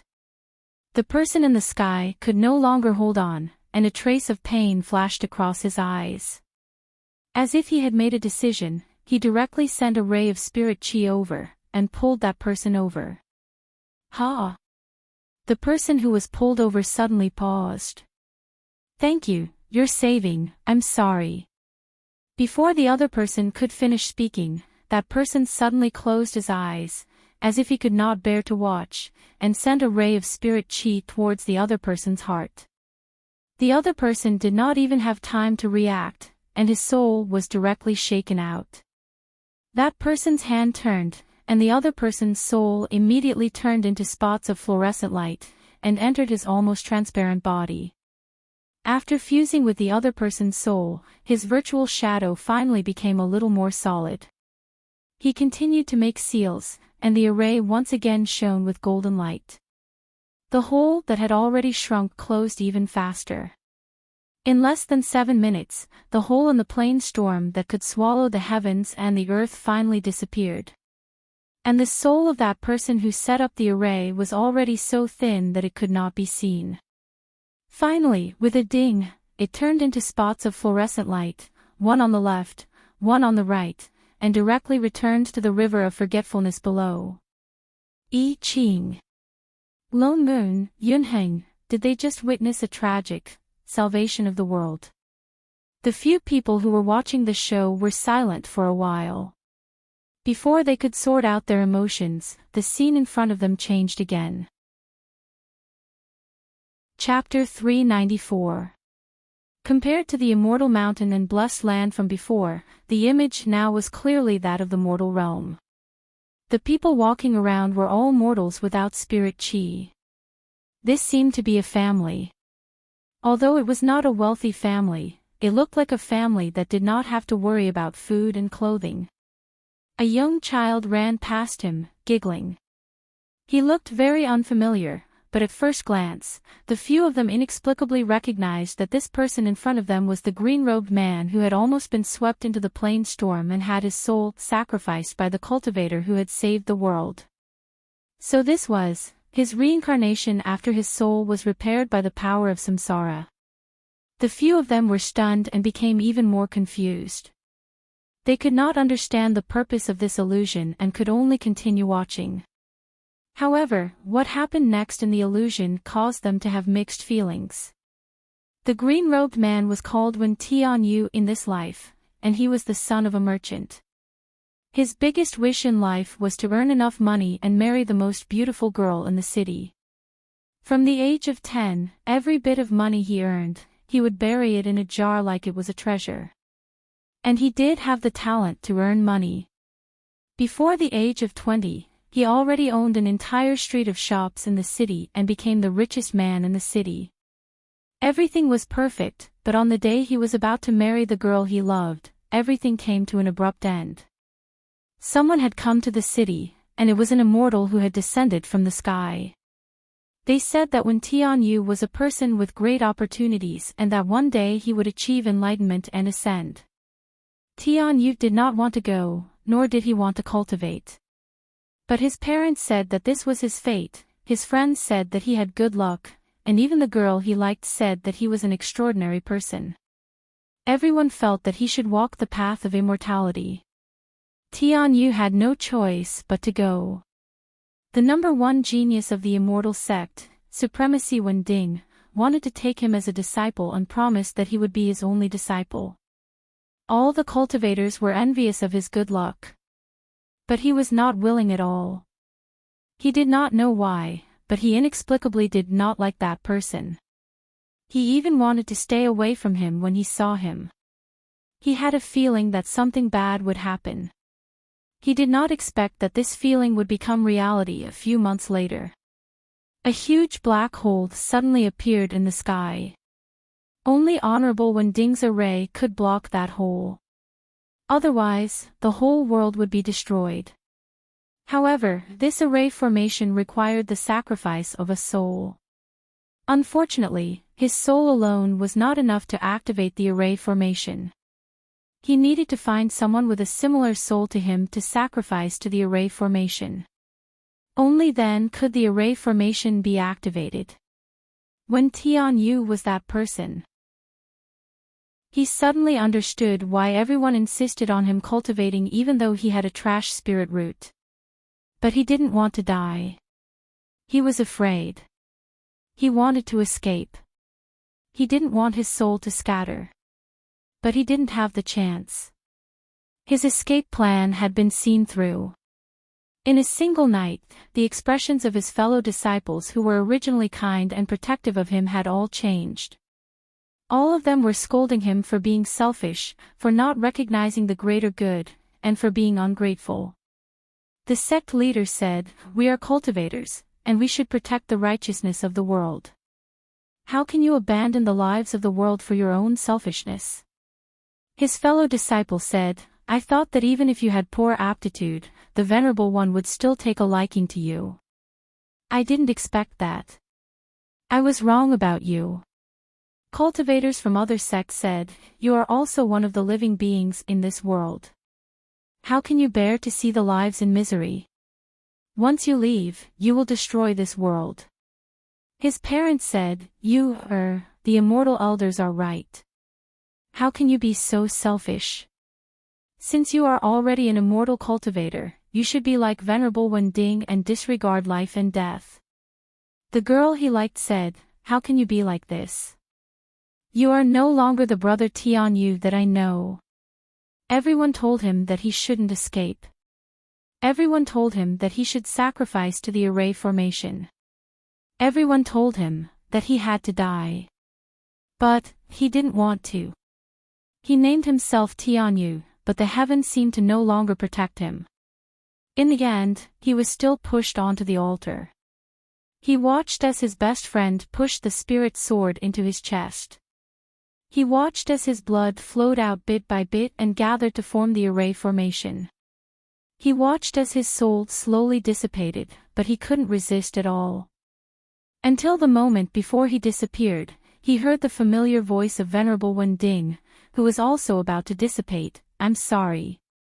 His remnant soul, which had originally turned into a fluorescent light, was instantly filled with resentment.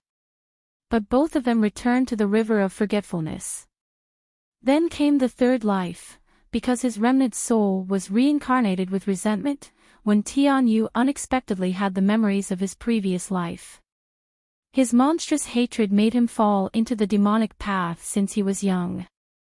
He was determined to kill all the cultivators in the world to avenge himself.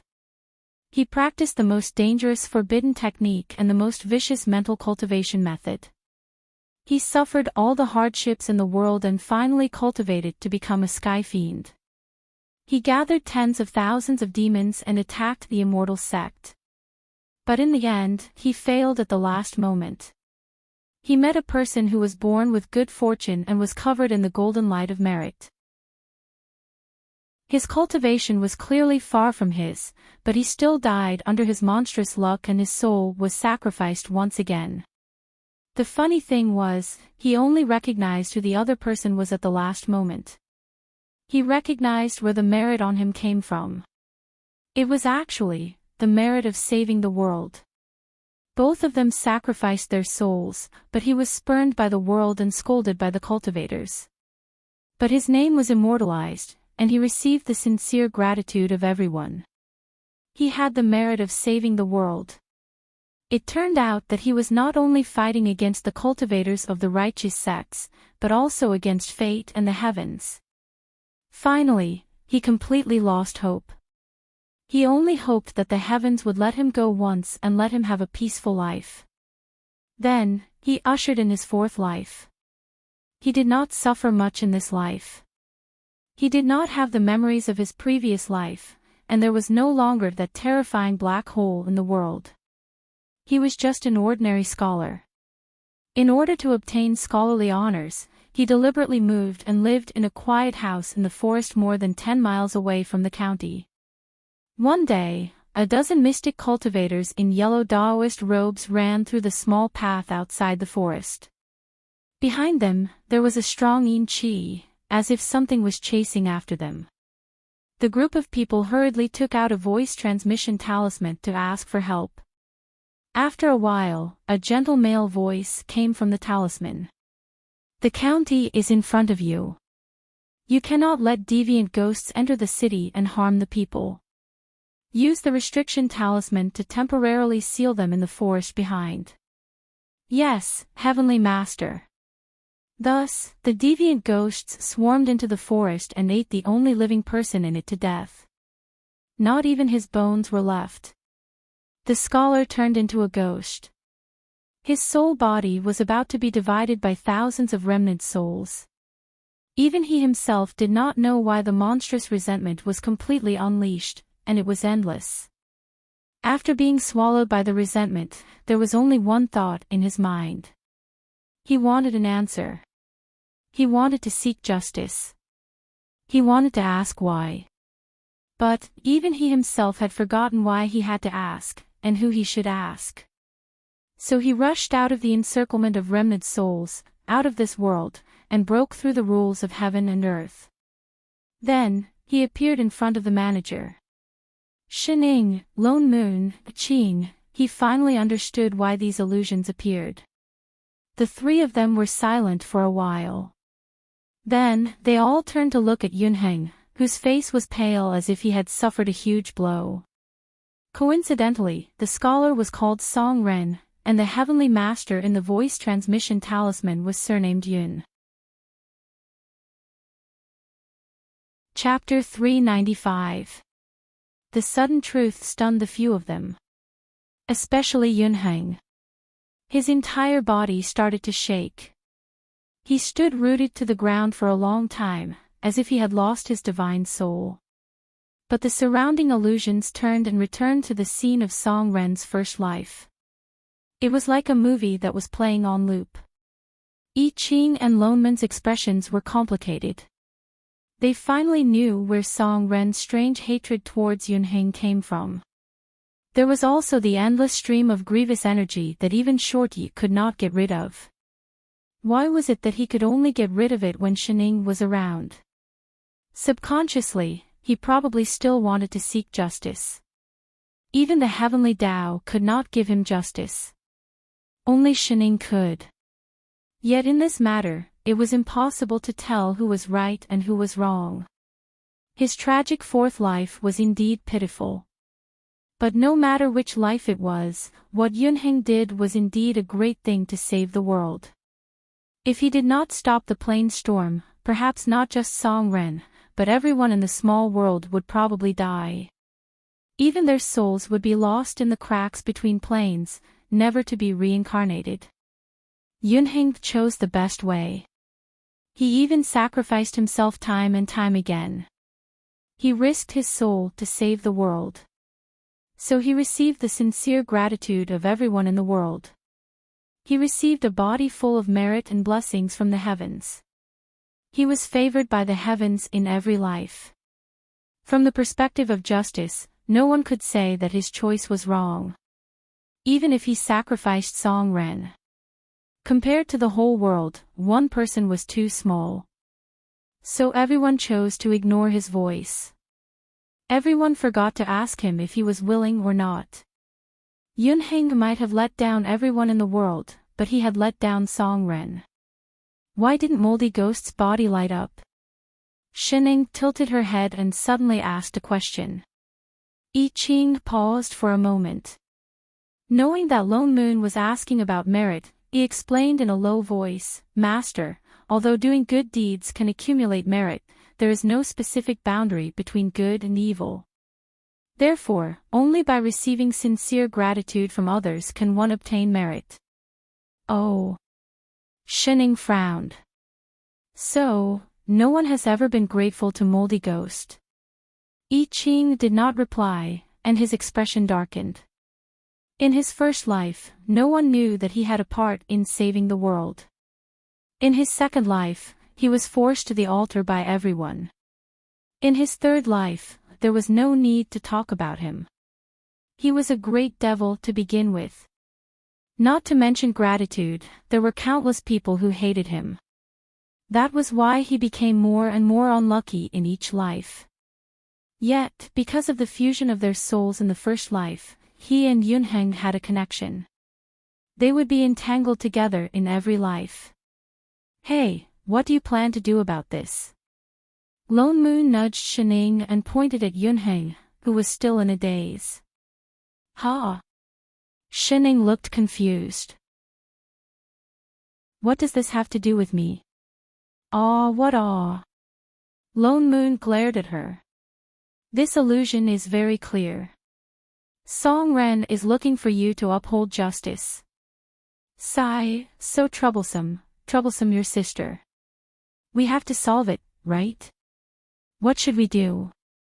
Shining tilted her head and thought for a moment. How about cold dressing? This kind of world-class conundrum was really taxing on the brain. Speaking of coleslaw, I suddenly remembered that I haven't had dinner yet. Did Chef bring any stock? So hungry. Yes, Master will be ready soon. I Ching nodded vigorously. Very professionally, he took out 4, 5, 6, 10 dishes from his storage bag. He even set down the table, chairs, bowls and chopsticks. He gestured for Shining to take a seat first. With a twist of his hand, he summoned the true phoenix fire. With a sizzling sound, the dishes that were originally a little cold became hot in an instant. An alluring aroma wafted out. Master, we can eat now. Cook that plate of pork knuckle a little more. I like crispy ones. Yes, Master, no problem, Master. Lone Moon. Son of AB*TCH. At least take a look at where you are right now. We are still in an illusion. Do you think you are watching a movie? You are eating at a table in front of everyone. He had the urge to flip the table. He glanced at a certain someone who was already eating. The corner of his mouth twitched. After a while, he sat down at the table and waited for her to finish eating. In the originally dangerous and unpredictable illusion, the scene changed. The three of them sat around the table and ate crazily. Not far away, a person stood motionless in a daze. "Hey, I say, recently, have you been eating more and more?" "Chef, give me one more bowl." "Yes, master, no problem, master." 2 hours later. Shining, who had finally finished eating, glanced at Yunheng, who had finally regained his senses. He was kneeling in front of her with a determined look on his face. "Have you decided?" "Yes." He cupped his fists in response. All the shock and confusion from before were gone. "I have already remembered what happened in my previous lives." "Exalted masters, please, no." "Exalted immortals, please grant me my wish." "You have to think clearly." Lone Moon stepped forward and reminded him in a low voice. "You originally had the potential to ascend. If you give up now, in your next life, no, you may never be able to ascend. I did all that not to become an immortal." He smiled. It was different from the kind smile he had before. Instead, he looked a little relieved. "What's more, I am the one who wronged him. The justice that he wants should naturally be paid by me." Lone Moon frowned. Seeing his insistence, he could only sigh. After a while, he could not help but ask, "In those previous lives, do you regret it?" "No." He did not even hesitate as he shook his head. "If I could do it all over again, I would still choose to do the same." In the face of righteousness, sacrifice is inevitable, even if I have to bear more hatred. It's just that. I hope that I can have a chance to make it up to him. At that moment, Lone Moon did not know how to evaluate this matter. He was clearly a good person. For 4 lives, he had taken it upon himself to save the world. He even sacrificed himself time and time again. Yet he was the one who caused Song Ren's soul to dissipate again and again. His resentment soared to the heavens.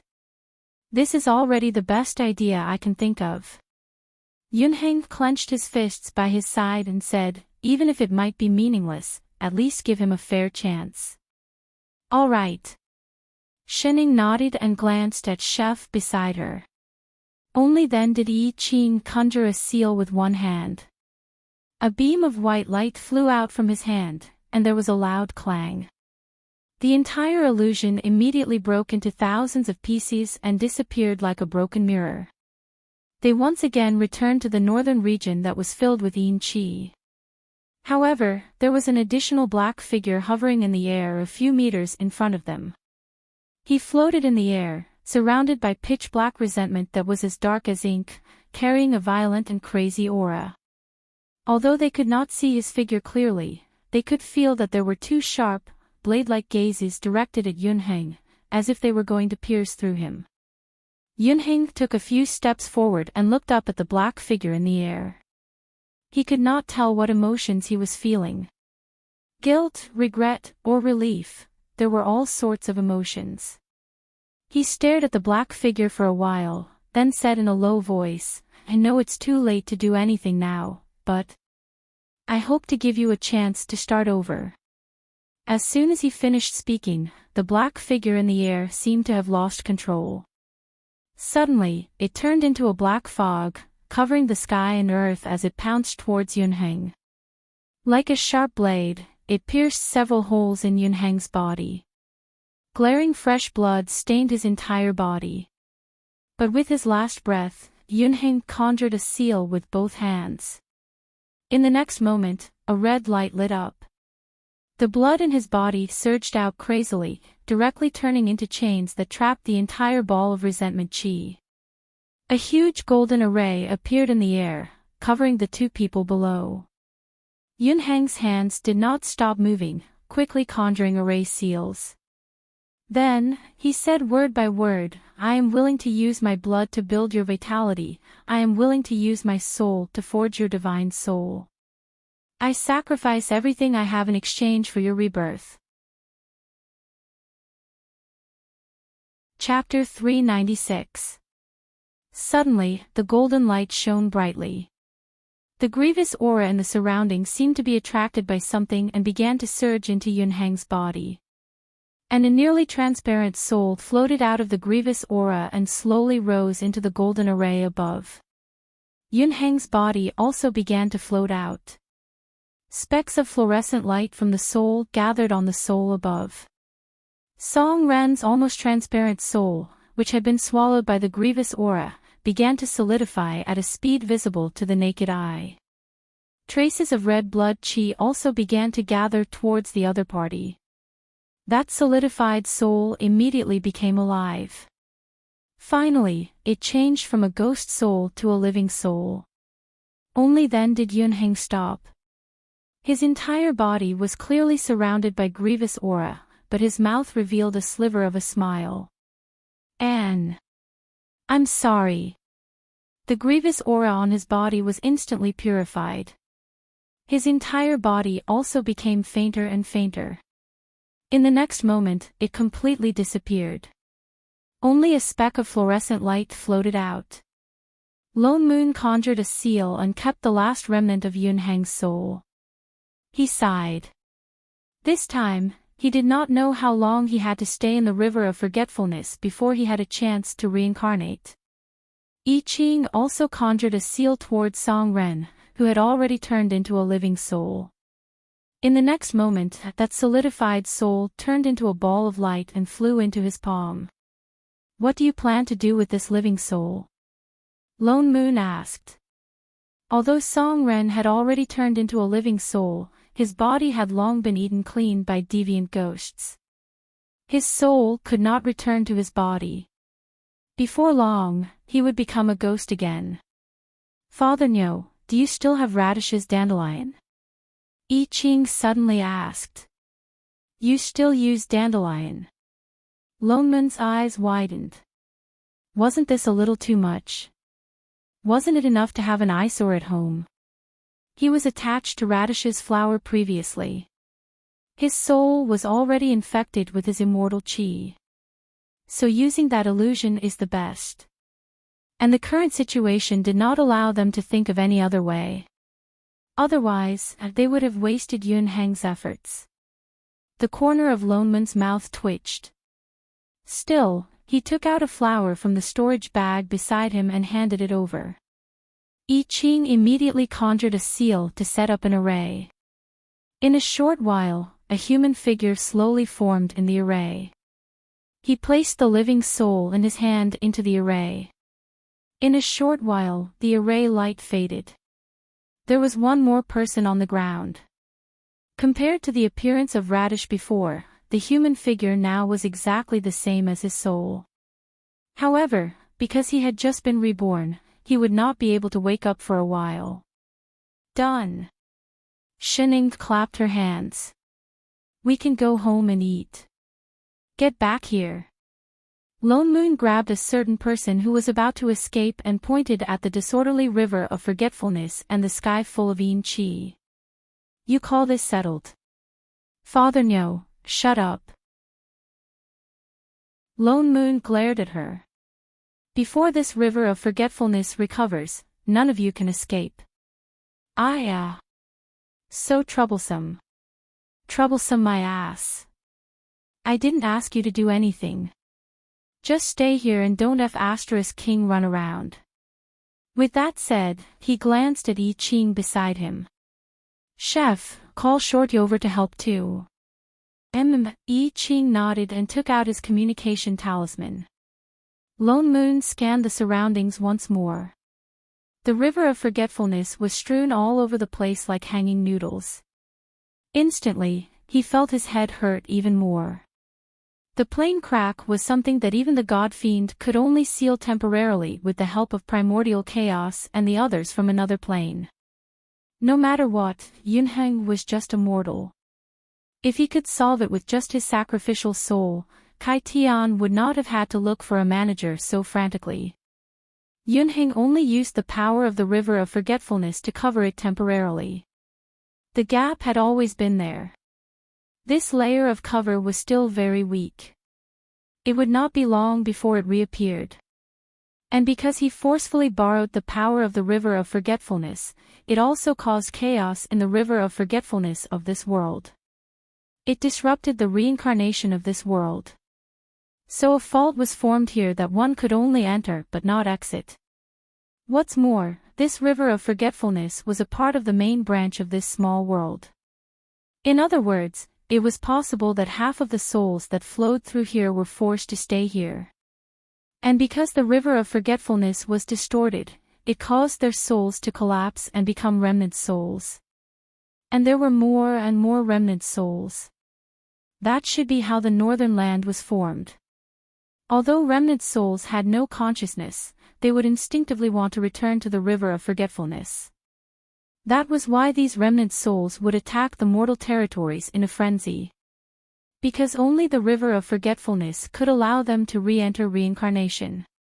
Yet they were intercepted by mystic cultivators who did not know the truth and did not let them enter. They could not reincarnate and could not return to the river of forgetfulness. It was no wonder that they would produce grievances. It was not strange that they became violent and man-eating. The only solution was to let the river of forgetfulness return to its original state and send all remnant souls into reincarnation. The most important thing was to patch up that plain gap. But there were really too many faults in the river of forgetfulness here.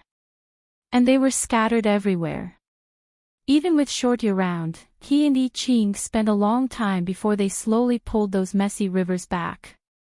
That's right, 2 people.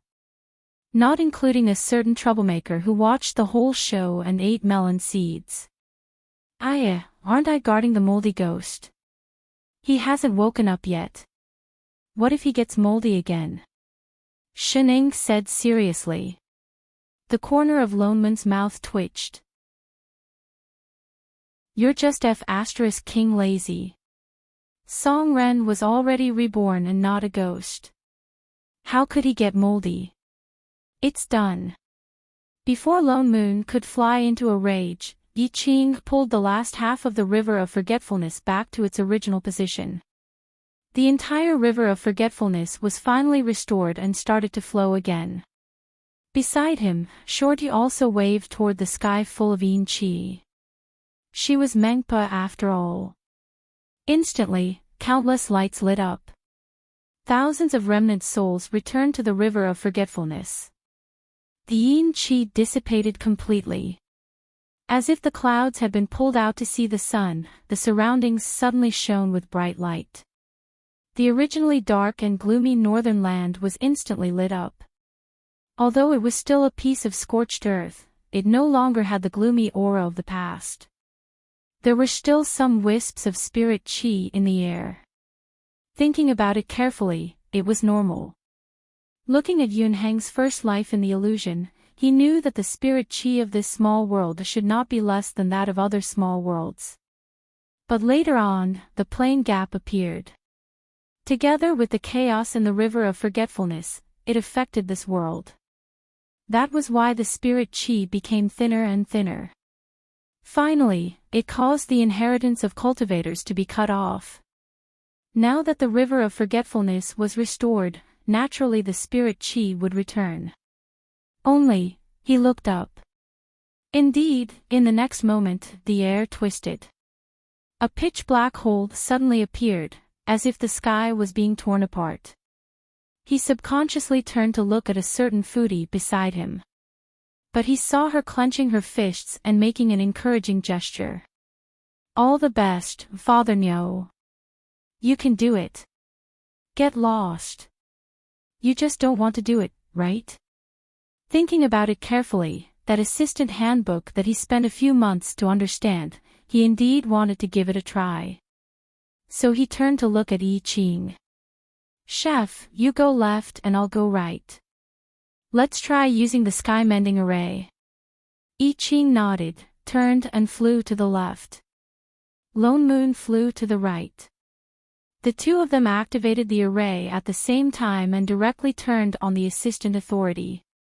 Indeed, in the next moment, a strange power spread throughout his body and flowed into that array. They saw that pitch-black hole in the middle slowly shrink and become smaller and smaller. In less than half a fruit's time, that black hole had completely disappeared. Even that violent suction force was completely gone. Chapter 397. Lone Moon brought up the plane data to take a look, then took out a small notebook to compare. When he found that the data was the same and there would be no more gaps, he heaved a sigh of relief. It seemed like the assistant handbook was right. The plane assistant had the ability to repair the plane. The props like the bandages that Xining gave him previously were only supplementary. Hashtag on the importance of reading the user manual. Hashtag Yi Qing was stunned too. He did not think that array formations could really solve the plane gap. He thought about it carefully. When Master used Radish's dandelion to repair the hundreds of plane cracks, she did not seem to use any special props. Suddenly, he thought of something and looked up at Lone Moon. Father no, I think recently Master, I know. Lone Moon did not wait for him to finish and nodded directly. He turned back to look at Xining, who was trying to wake the unlucky ghost on the ground with a stick. A trace of worry flashed across his eyes. She will say it when she wants to. Lone Moon flew back and picked up the corpse on the ground. Things are settled. Let's go back. Back to the immortal realm. Shorty was stunned. But aren't Uncle Master CU and the others still here? Let's bring the moldy. Song ran back to the immortal realm first. Song Ren's illusory body was formed from Radish's dandelion. He was also a living soul. Once he entered the body, the illusory body became his real body. In a sense, he was already an immortal body. But he had never cultivated before, so he could not stay in this small world. He could only bring him back. Lone Moon sent a message to CU and the others as he opened the realm gate in the sky. No one hesitated. Yi Qing brought Xining and flew over on his sword. Lone Moon carried the still unconscious Song Ren and hesitated for a moment.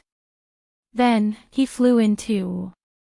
Why did he feel like he forgot something? He could not remember it. Forget it, it was not important anyway. Not far away, the red-black couple who had just escaped from the grievous Qi, Winky faced their hearts hurt. Song Ren woke up. Perhaps because of his previous experience, the illusory body that Yi Qing created merged very well with his soul. There was no rejection at all. But because he was not familiar with the use of immortal Qi, he still needed others to transfer immortal Qi to him to maintain his human form. Other than that, there were no other problems. But... who are you? He looked at the people in front of him blankly. After a while, he looked at himself. Who am I? Yi Qing, Lone Moon, Xining. Lone Moon's expression changed. He scanned Yi Qing from head to toe. Yi Qing grabbed Yi Qing's hand and released a sliver of God power to check Yi Qing's primordial spirit. A moment later, he shook his head. I'm fine. Yi Qing's soul showed no signs of grievance. Only then did everyone heave a sigh of relief. They had thought that he had lost his memory due to the influence of resentment, just like last time. Now, it seemed that he had let it go. Yunheng risked his soul to be destroyed in exchange for his rebirth.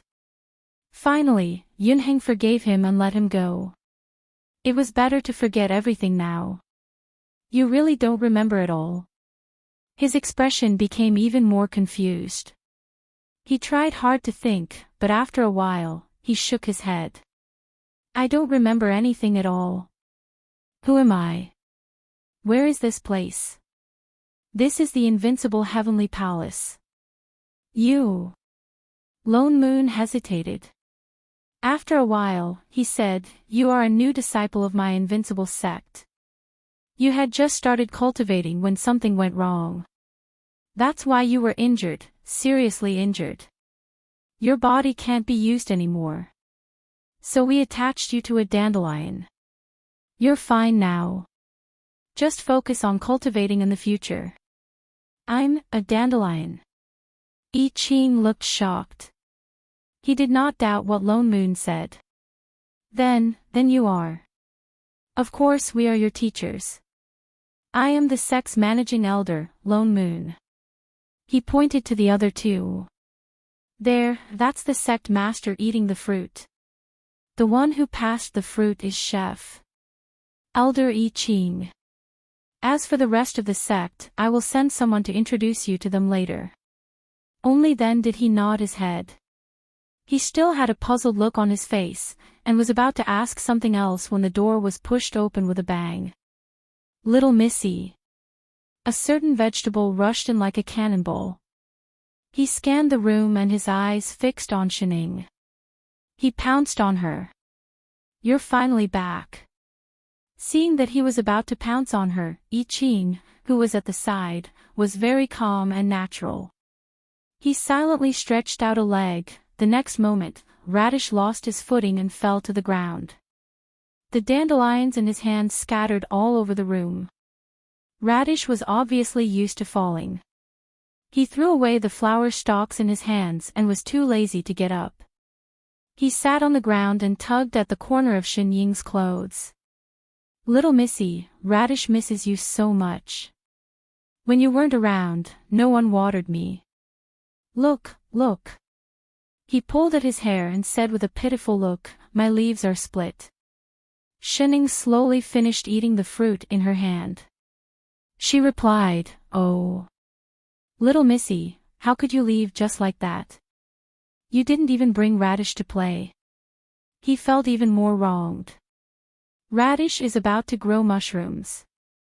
Why is this ugly thing back? He saw Song Ren at the side and sized him up. His face was full of disdain. He remembered this person who ruined Big Sister Little Hong's dual cultivation ceremony. He confirmed with his eyes that this was an annoying person. You came at the right time. Lone Moon stepped forward. He will be a disciple of our sect in the future. Bring him around the sect and familiarize him. Ask Lan Hua to make arrangements for him. I'm not going. Radish rejected directly. He wasn't Little Missy. He didn't like it. Lone Moon's mouth twitched. He wanted to stew it at any moment. His true body is also a plant. You are considered the same as him. If you don't take care of him, who will? Really? Radish hesitated for a moment. He stood up and looked at him. Indeed, he felt the spirit chi of the plants on him. It was very familiar. Suddenly, he felt that he wasn't that ugly anymore. He looked at him even more seriously. This is... Song Ren felt goosebumps from his stare. He subconsciously looked at Lone Moon beside him. Don't you remember? He's Radish. He's the sect's. He thought for a moment before giving an adjective. Pet. What was a pet? You're from the same sect as him. Regarding cultivation, you can ask. Forget it. You should ask Lan Hua. Radish's mischievous personality was a bad influence. Oh yes, your body was given to you by Radish. My body. Song Ren was shocked. He looked at Radish in disbelief. His eyes widened. Many complicated emotions flashed across his face. After a while, he nodded heavily. I understand. He then took a step forward. Gritting his teeth, he seemed to have made up his mind about something. He cupped his fists in the direction of Radish and called out respectfully. Dad. Lone Moon, I-Ching, Shining, Radish, for all, Nanny. Chapter 398. Radish did not expect that when it went to send flowers to Little Missy every day, it would bring a son. As a sexist person, Radish did not like the sudden appearance of a son, mainly because he was not a little missy. Until Lone Moon told him that out of the hundreds of disciples in Invincible Sect, he was the first to have a son, the only one in the entire heavenly palace, and very precious. Only then did he put away his temper and happily accept the dandelion, with the intention of teaching it everything he knew. But because of Song Ren's amnesia, he accepted the fact that he was a plant spirit very quickly. Not only did he follow Radish everywhere and bully the immortal cranes, he also followed Radish to the back of the mountain to squat in the pit every day, waiting for people to come and water it. Therefore, the disciples of the sect soon discovered that the person who would not rest until he caused a ruckus in the sect every day was a dandelion besides the radish. Every day, he would either pluck the fur of a spirit beast or pluck the flower of a newly bloomed immortal herb. Lone Moon could not help but wonder if the decision to acquiesce to the relationship between the two was a little rash, just to make it easier for Song Ren to cultivate. But there were too many things to do in the sect, he could not spare any attention. In addition, he had to go down to the lower realm from time to time to take care of the previous small world and the progress of the cultivator's studies. The matter of the River of Forgetfulness had been resolved, and the spirit chi in that world was beginning to recover. Of course, the matter of imparting Tao and cultivating had to continue. Otherwise, if they went to the River of Forgetfulness at every turn and created another northern land full of remnant souls, they would really be busy to death. Apart from Lan Huan Shortyu, Siyu was the disciple with the highest cultivation level in the sect. She was already half a step to exalted immortal. With her around, Lone Moon could rest assured. It was just that once they went down to the lower realm, the sect naturally lacked manpower. And it was time for the immortal herb trade with the various continents that happened once every 100 years. He was so busy that his feet did not even touch the ground. Only then did he realize that something seemed to be missing. Holy shit! Yu Hong was still in the lower realm. No wonder the red and black couple, who had been in the lower realm for a few months, were finally brought back. You're saying that you're trapped in the north by grievous energy. Lone Moon glanced at the exhausted couple who had just been brought back. Elder. Yu Hong's face was full of guilt. I was not skilled enough. That's why I was trapped by the grievous energy and could not report back in time. Please punish me, Sect Master and Elder. Madam, how can I blame you? Yu Hong, remember to take stock of those immortal herbs in the afternoon. Yes, Elder. The two of them looked at each other again. Then, holding hands, they turned and walked out of the hall. Immediately, the entire hall was filled with a pink aura.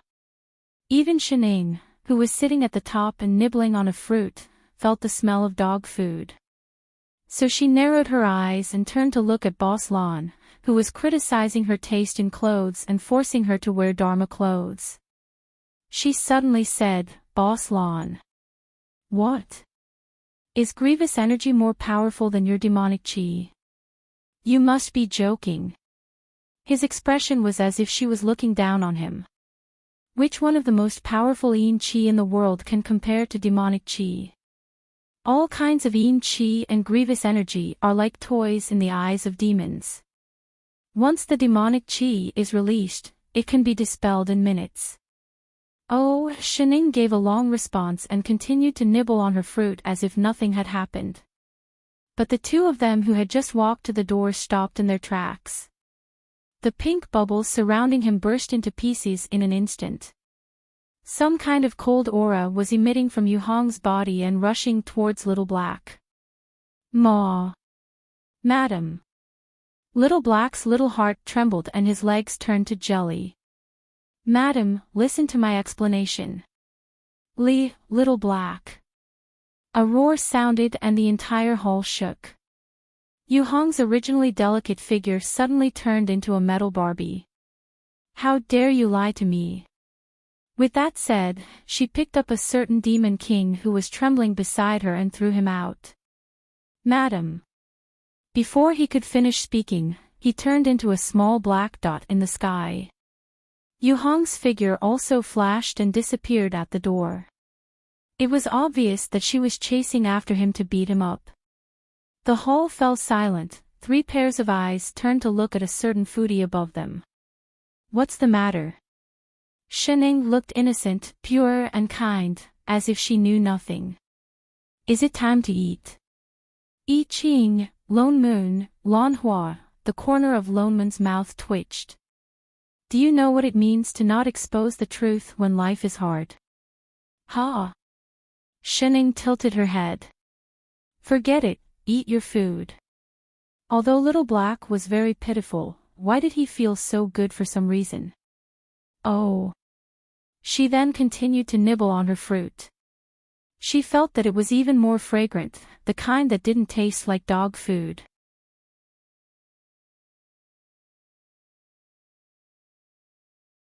Can't I eat those that produce immortal stones? The meat was clearly quite fragrant. You're wasting it. Of course, he had to keep the immortal stone first. It would be such a waste to eat it just like that. Besides, you've eaten 6 meals today. 6. Was there really that many? Shening stared blankly at the bird in his hand. But it looked really delicious. Is the immortal stone that important? Nonsense. What are you going to eat and drink if you don't have immortal stones? Lone Moon dispelled her desire to eat seriously. This is a supreme grade immortal stone. The immortal chi inside is the purest. The disciples in the sect can directly absorb the immortal chi inside when they cultivate. It's very beneficial to their cultivation. If not, they can exchange it for something else. Is that so? Shen Ying's eyes narrowed. Something flashed across her eyes. She said slowly, but this stone, wasn't it that bird, pooped out from that thing?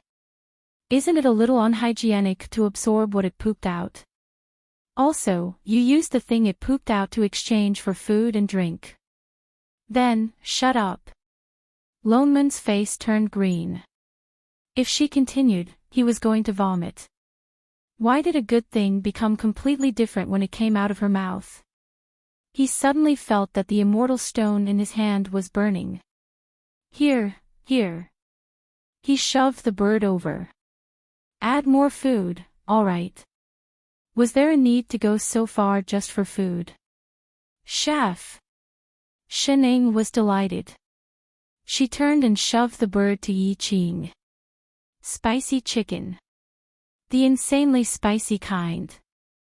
Yes, master. No problem, master. Lone Moon. F** King retard. A while later, Father Nyo, where are you going? Wash my hands. He suddenly felt that his hands smelled like bird poop. Oh. Shening then sat up straight. It was rare that she took the initiative to set up the plates. She held a pair of chopsticks in one hand and looked like a hungry ghost waiting for dinner. The corner of Lone Moon's mouth twitched. He could not be bothered with this foodie. He threw away the spirit stone in his hand and turned to the kitchen to wash his hands. At this time, there was already a dead bird lying on the chopping board. All he felt was a lump in his chest. His heart hurt. My money printing machine. He silently looked away. He quickly washed his hands and walked out. What the eye doesn't see, the heart doesn't grieve. When he went out, Shening still maintained the same posture. Only her eyes were narrowed. She did not look as energetic as before. Foodie Shin. Lone Moon waved his hand. Seeing that she did not respond, he could not help but push her. It's not dark yet. Why are you sleepy? Not eating the bird anymore. Shening turned to look at him. Her eyes were misty. It was as if she only heard what he said after a while. Ah. I'm not eating anymore. Holy shit, why didn't you say so earlier? Her feathers were plucked out. You freaking did it on purpose. Are you alright? Lone Moon then realized that something was wrong with her. What's wrong? Why are you like this? What's wrong? Father, no. I want to discuss something with you. What is it? Her eyes became even more misty. She looked like she was going to fall asleep the next moment. I might need to hibernate for a while. What hibernate? There is no winter in the heavenly palace. What exactly happened to you? Lone Moon panicked. Suddenly, he thought of something. His heart tightened. Is it because of the plane splitting last time? Are you? I'm a little sleepy. I just want to sleep. Shining tilted her head. She did not answer him directly. Just that. I'll sleep a little longer. His heart sank. How long? Quite a long time. Lone Moon clenched his fists by his side. He took a deep breath and suppressed the surging emotions in his heart. He looked straight into her eyes and said word by word, I'll just ask one thing. Tell me honestly. You will be fine. Shining was stunned for a moment. A moment later, she nodded heavily. Of course. That's good. She suddenly tapped on her wristband. A light screen appeared. She operated something lazily. During this period of time, I will seal all the plane passages. Do not open them. Also. She stopped mid-sentence. Her tone changed. Leave that bird for me. I'll eat it when I wake up. Who cares about the bird now? Lone Moon was getting more anxious. Tell me first. What can we do to help? He tried hard to calm himself down. He turned toward the kitchen and shouted, Chef! Chef! I Ching just walked out of the kitchen. It'll be ready soon. Master, Shining seemed to finally be unable to hold on. Her body swayed and she fell to the side. With a clang, the dishes in her hands spilled all over the floor. The blood drained from her face instantly. She was as white as snow, moss, ter.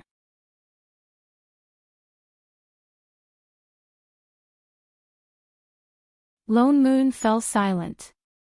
He clenched the flute in his hand tightly. After thinking for a while, he said, Since we can't go over, maybe the other side can come over. Shenjing is also a manager, she should have a way. He suddenly thought of something and tapped on the wristband. A light screen popped up in front of him. As he operated it, he said, I remember that the manual of this wristband says that I can directly contact the other plane. He carefully scanned the light screen and finally found a red, quiet icon in the lower right corner.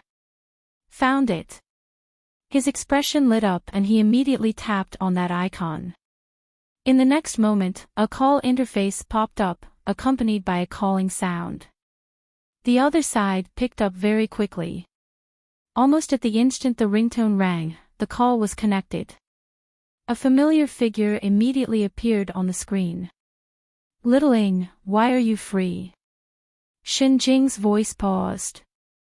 The smile on her face turned cold. Why is it you little bastard? She frowned. Why did you suddenly contact me? Where's my littling? Elder sister Jing, Shining. Lone Moon then stepped aside, revealing Yi Qing who was carrying someone behind him. Shenjing's expression darkened. It was as if a cold wind had swept past. Her gaze was like a knife piercing the two. What happened? Why did she suddenly enter a dormant period? We're not sure either. Lone Moon shook his head. She didn't tell us the reason. She just suddenly said that she wanted to hibernate for a period of time. I knew something would definitely happen. I told her long ago not to receive any planes, but she just wouldn't listen. She's been so stubborn since she was young. Shenjing stood up and paced back and forth anxiously. After a while, she seemed to have thought of something. Her gaze became even colder as she looked at the two. That's not right. She has 2 portions of plane power on her. Unless she encountered a huge consumption, she would not enter a dormant period. What did she do before? Lone Moon was stunned. Then he answered, she repaired hundreds of plane cracks before, and opened up a new plane. What? The person on the screen stiffened. Her body trembled. The surrounding aura suddenly became terrifying. It was as if something was about to burst out. The hands by her side were clenched tightly. Even through the light screen, she could feel a huge pressure covering the sky and earth. Even the entire space of the divine realm was shaking. They heard a few faint cracking sounds. The originally pitch-black starry sky began to crack from all sides of the light screen. It was as if the divine realm was about to be torn apart. The cracks extended in all directions. Open. Plane. In the next moment, monstrous anger exploded from her body. It was as if a raging fire was burning around her. I'll kill you 2 bastards. Boss. Kai Tian suddenly appeared in the screen. He grabbed the raging manager. Calm down, calm down. You release your power so casually. It will create many plane cracks. You must calm down. Get lost. She kicked the person beside her. The sky was full of murderous intent. The person who had always been calm suddenly exploded. Little Ing has already bound a plane. How dare you let her open up a new plane? Are you idiots? Why didn't you stop her? I'm going to kill them. I must kill them. If they hadn't abducted her Little Ing, would things have turned out like this? Boss. Kai Tian immediately crawled back and hugged her leg tightly. The passage there has been sealed. You can't go through. You 2 bastards. Hurry up and open the passage for me. Don't think that everything will be fine. If something happens to Little Ing, there will be no need for your plane to exist. Boss, if we force a breakthrough, it will affect Shening too. Shenjing paused. Then, she calmed down. Even the few cracks in the divine realm stopped extending. After a while, she took a deep breath. She looked at Lone Moon and I Ching with even colder eyes. It was as if she was looking at 2 dead people. Lone Moon felt a wave of coldness hit him. She really wanted to kill them. Yet I Ching looked down at the person in his arms. He put her down carefully. He turned and knelt down in Shenjing's direction. Senior Shen, it is true that we did not protect Master well. I Ching is at Senior's disposal. But Master's condition is unknown now. I hope that Senior can tell me how to wake Master up on account of our sisterhood. Chapter 401. Humph. Don't think that I'll let you off just because you jumped out voluntarily. I'll deal with you sooner or later. Shenjing glared at him. Compared to Lone Moon, she hated this scumbag who took her little sister away even more. She desperately resisted the urge to force open the plane. She glanced at the person beside him and said in a low voice, Little Ying's current situation is because she used up too much energy. That's why she entered a dormant period. She can only wait for her body to recover automatically. Then when will she recover completely? Lone Moon asked anxiously. I don't know. Shenjing frowned. Since she's already a manager, then everything in your plane will be reflected back to her. That meant that the plane was her and she was that plane. Fortunately, that plane was stable now. It proved that she would be fine for the time being. She just needed time to recover. There will be huge differences in every plane. I'm not there, so I can't monitor the data of your plane. That's why I can't calculate the specific time. You mean Shining might always be like this? Maybe. I Ching clenched his fists even tighter. His body trembled. After a while, he looked up and said, "What kind of energy is she using up?" "That's not for sure," Shen Jing said. "Every plane has different forms of energy. When she came back before, she was hungry all the time. That's also a sign of energy loss. She could only replenish her energy with food before. But this time, it's obviously more serious. She can't recover in time. That's why she's dormant." "Then what about God power?" I Ching continued. "God power, immortal spirit chi. Can these be used too? And the assistant seal?" "Chef." Lone Moon was shocked. Was he crazy? Shining said that the assistant seal couldn't be removed. Nobody knew what would happen if they lost it. "It can be used." Shen Jing's eyes narrowed. She glanced at the two of them and said sarcastically, "But do you think the assistant seal is something that can be returned so easily? If it can be taken back so easily, would I keep something as useless as Kai Tian?" Useless Kai Tian. Unjustly implicated. What's more, the two of you became assistants because of Little Ing. Even if you return this power, it'll be a drop in the bucket. It won't have any effect. Shen Jing glanced at them from the corner of her eye. "To put it bluntly, all of you are my sister's gigolos. Stop messing around." She thought about it, her expression becoming more and more anxious.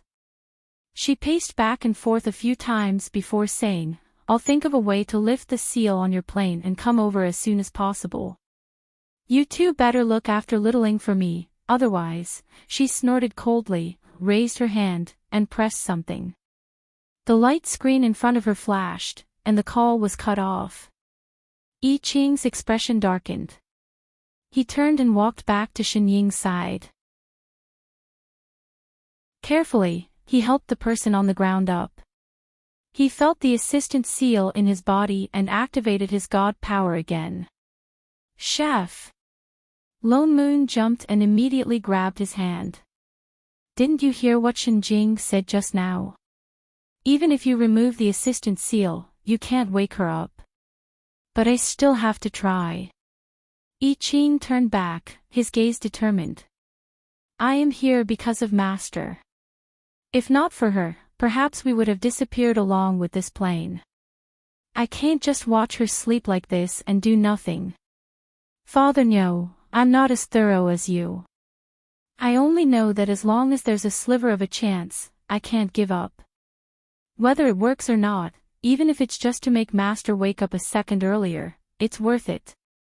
Lone Moon faltered, but I Ching had already flung his hand away and was conjuring seals again. "Shit!"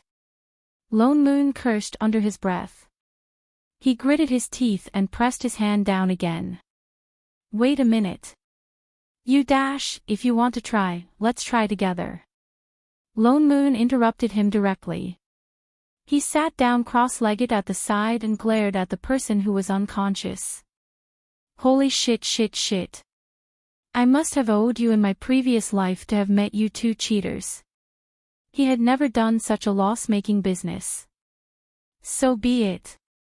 With me, no matter what, we can at least get one more second. Let me say this first."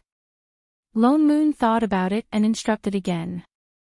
"You can try, but don't be stubborn. When I say stop, stop. Otherwise, not only will you get hurt, you might even harm Shining." I Ching nodded. Let's begin." The two of them conjured seals at the same time and sensed the assistant seal in their bodies. In the next moment, a huge force instantly filled their bodies. Lone Moon took a deep breath and carefully guided that special force, then transferred it towards the person in front of him. He faintly felt something being drawn out of his body.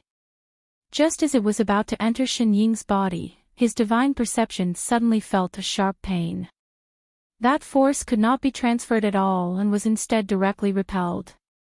Lone Moon felt a sweetness in his heart. Immediately, the corner of his mouth was filled with the taste of blood. He subconsciously glanced at the person beside him, only to find that the person's face was even paler than his. It seemed like Shen Jing was right. He really could not take it back. He was just about to retract his hand when he suddenly found that he could not. The assistant's force was repelled, but the immortal qi in his body began to flow rapidly, madly towards Shen Ying. What was going on? Chef, hurry and stop. Lone Moon reminded him, but it was already too late. The immortal qi in his body flowed even faster.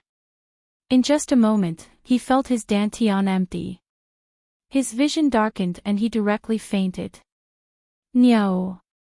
I Ching panicked. In the next moment, his vision also darkened and he fell. Both of them fell into darkness.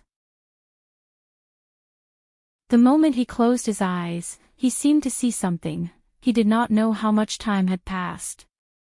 When he woke up again, he vaguely felt that there was something very glaring, so bright that they could not open their eyes. Lone Moon subconsciously wanted to cover his eyes, but found that he could not move at all. There was a sharp pain all over his body.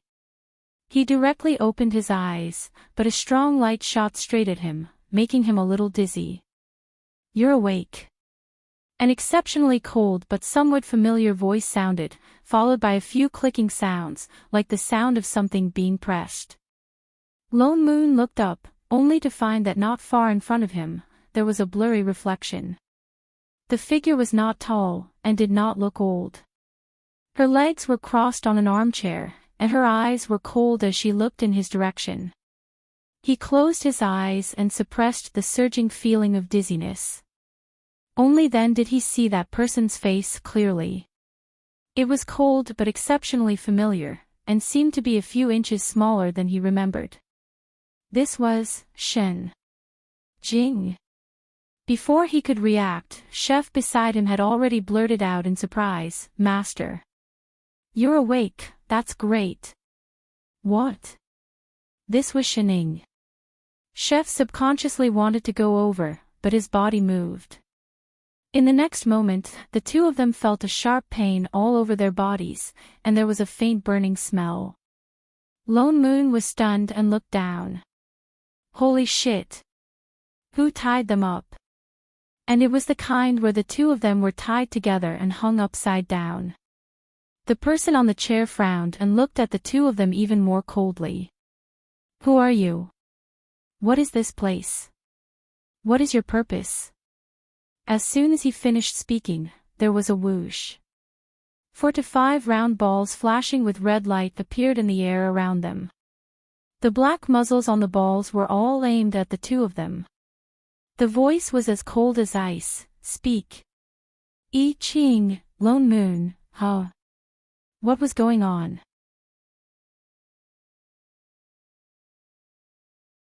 Chapter 402. Shen Ying, why did you tie us up? Lone Moon subconsciously tried to break free from the light around him. The next moment, the white light flashed and he felt another sharp pain.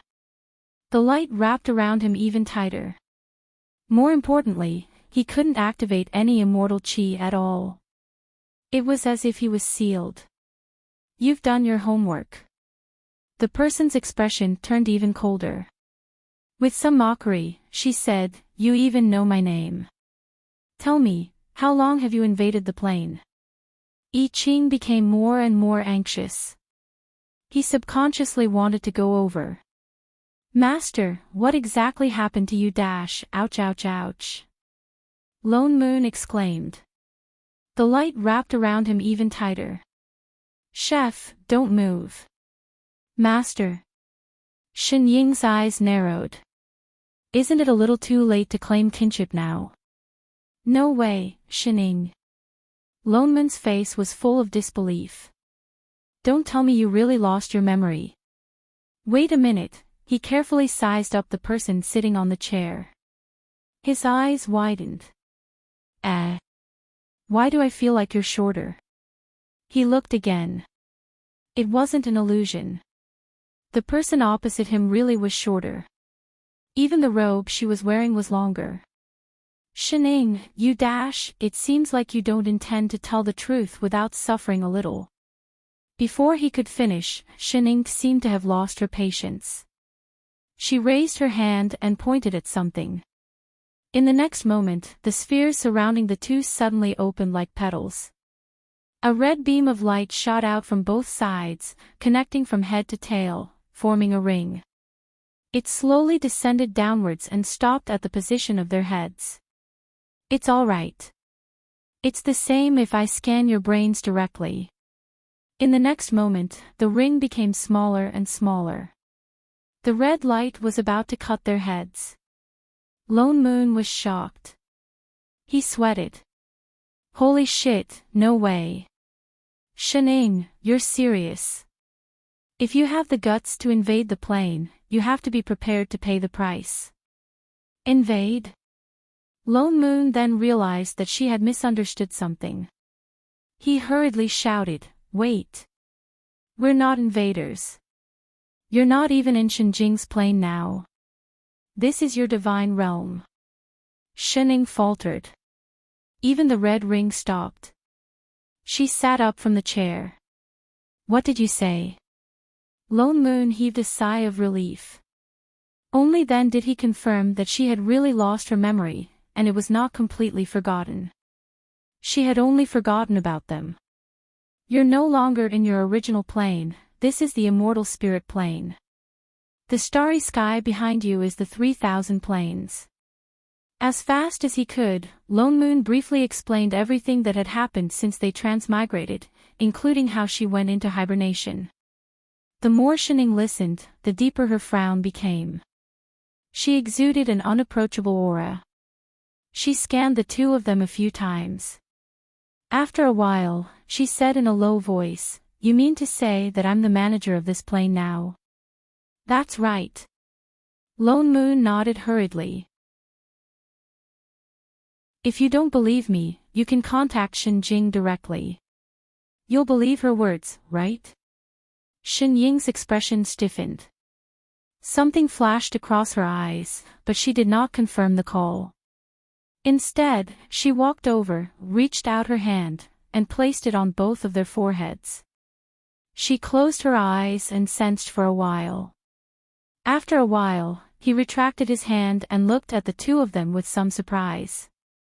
Then, he pointed at the light screen beside him.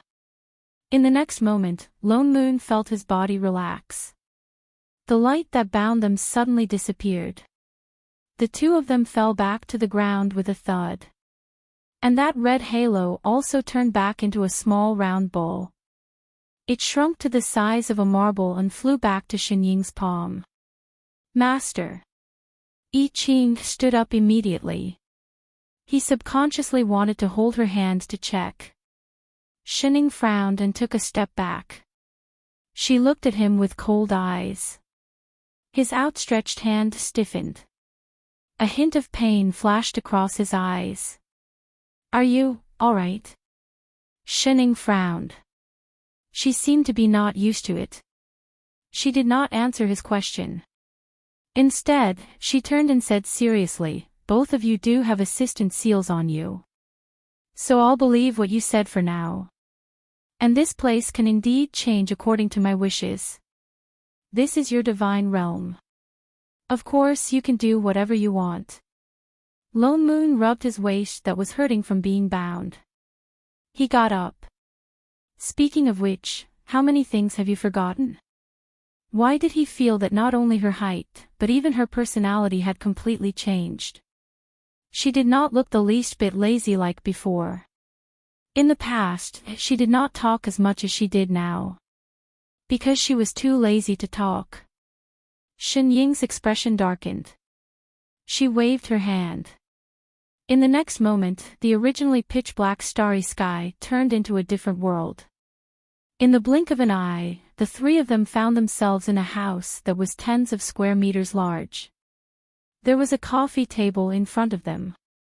There was also a familiar-looking sofa beside it. It was exactly like the one in Shenying's house. She turned and sat down on the sofa. Then, she asked, "How old was the me that you knew?" Lone Moon and I Ching exchanged a look. Then, he answered, "This is a little difficult. The time after the transmigration is a little hard to calculate.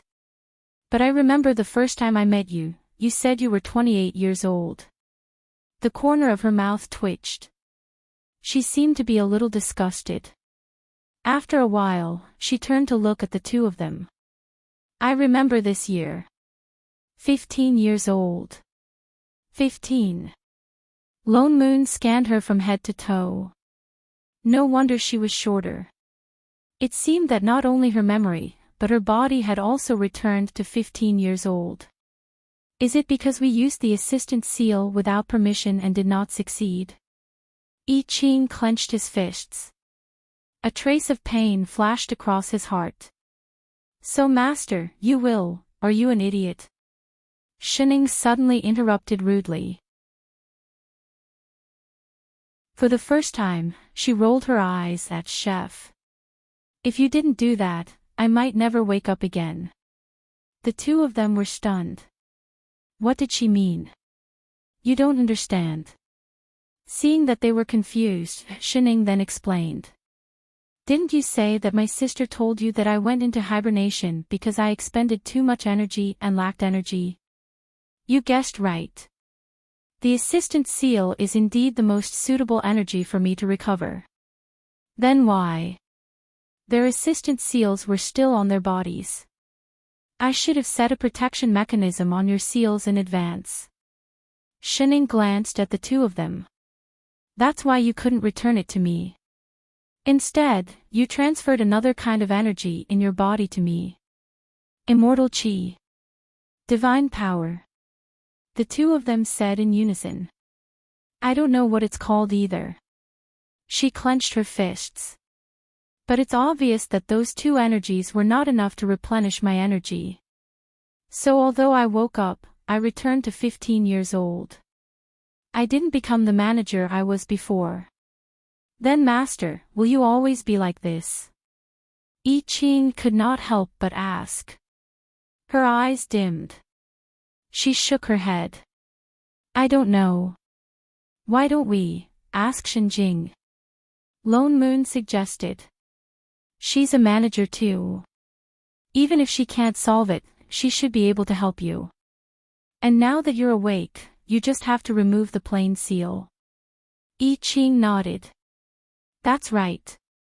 Shenjing is the only one who can help master now. Shenying did not move. Instead, she looked at the two of them with a strange expression. Her eyes widened. She looked at the two of them as if they were retarded. A moment later, the corner of her mouth twitched. She spat out a few cold words. Do you want to die? Ha! Why don't you shake your heads and listen for the sound of the waves? I Ching, Lone Moon, he suddenly felt that the 15-year-old Shenying was so poisonous. _angle_.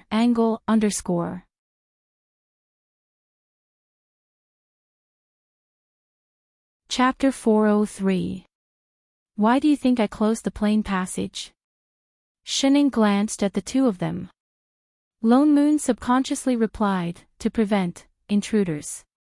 Shenying's mouth twitched. Did you learn Chinese from a math teacher? Her eyes were full of contempt for his IQ. Lone Moon was speechless. He suddenly missed the lazy girl in the past. Only an invasion without going through the normal channels is called an invasion. The plane passage is the normal passageway for people to come and go. Would there be such an open and above-board intruder? Then, sealing the passage, could it be to prevent the manager from coming over? Lone Moon was stunned. A moment later, he suddenly thought of something. Shinjing. She deliberately prevented Shinjing from coming over. Of course. Shining frowned and gave him a look that said, "You're not hopelessly stupid. I don't know about the other managers, but if I enter the dormant period, my sister." Her expression changed, as if she had thought of something. "She'll definitely find you guys first." Lone Moon instantly thought of Shinjing's murderous aura just now. His heart turned cold. If not for the plain seal, that Siscon would really kill her directly. One must know that from the start, she was the one who most opposed Shining taking over this plane. Previously, it was because Shining insisted, and she could not stop Shining. Now that Shinying's power had not recovered, it meant that no one could stop her. Can't you see such simple logic? Did you become assistants by being funny? You actually want to open the seal? How confident are you that you can stop a manager, or? She narrowed her eyes, her gaze piercing straight at the two of them like knives. Do you think you're tired of living, so you're rushing to die? I Ching, Lone Moon, his heart hurts. Although you make sense, can you not stab me with knives? Shining returned to 15 years old, be it in terms of power, memory, or body. It was as if she had been restored with one click. She turned back into an ordinary 15-year-old girl. Although apart from being shorter, she still looked the same, but she was no longer the cheat from before. Lone Moon and I Ching both checked and found that the current her was just a little stronger than ordinary mortals.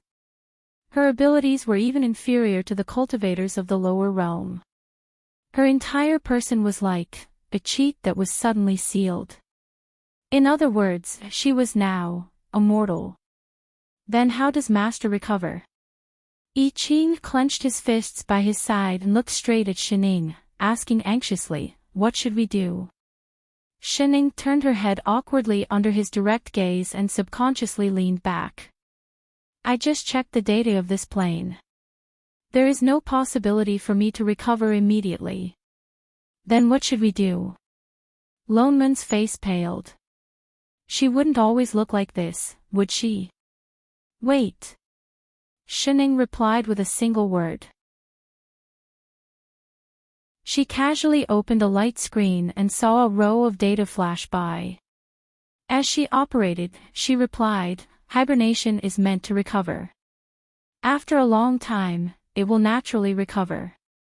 However, based on the current speed, it will probably take a few hundred to 1,000 years." "What?" Both of them were shocked at the same time. Hundreds, thousands of years. What about divine power and immortal chi? I Ching continued to ask. Master woke up because of this. If he had enough immortal chi, would he be fine? Oh right. We can return to the heavenly palace. There are still several immortal meridians in the sect. If we use that, we might be able to. It's useless. Shining shook her head directly. I woke up more or less because of the assistant seal. It's not because of any immortal chi or divine power. That energy originally existed in this plane. How could it be useful to a manager? Both of them fell silent. They couldn't think of any other way. Forget it. Let's go back first. Lone Moon suggested. It's good that you're awake. We can slowly think of a way. I Ching once again looked at Shining worriedly. He could only nod. They could only take one step at a time.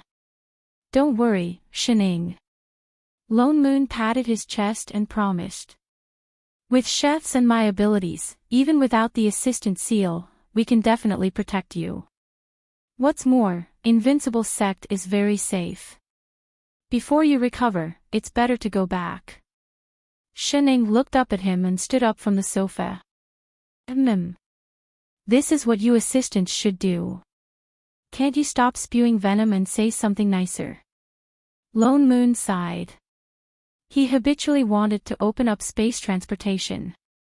He raised his hand to conjure a seal, but found that his dantian was empty. He froze. What's the matter? Seeing that he didn't move for a long time, Shining turned to look at him. Weren't they leaving? I forgot, the immortal chi hasn't recovered. I can't open up space transportation. She subconsciously turned to look at I Ching. Me too. I Ching replied. Shining.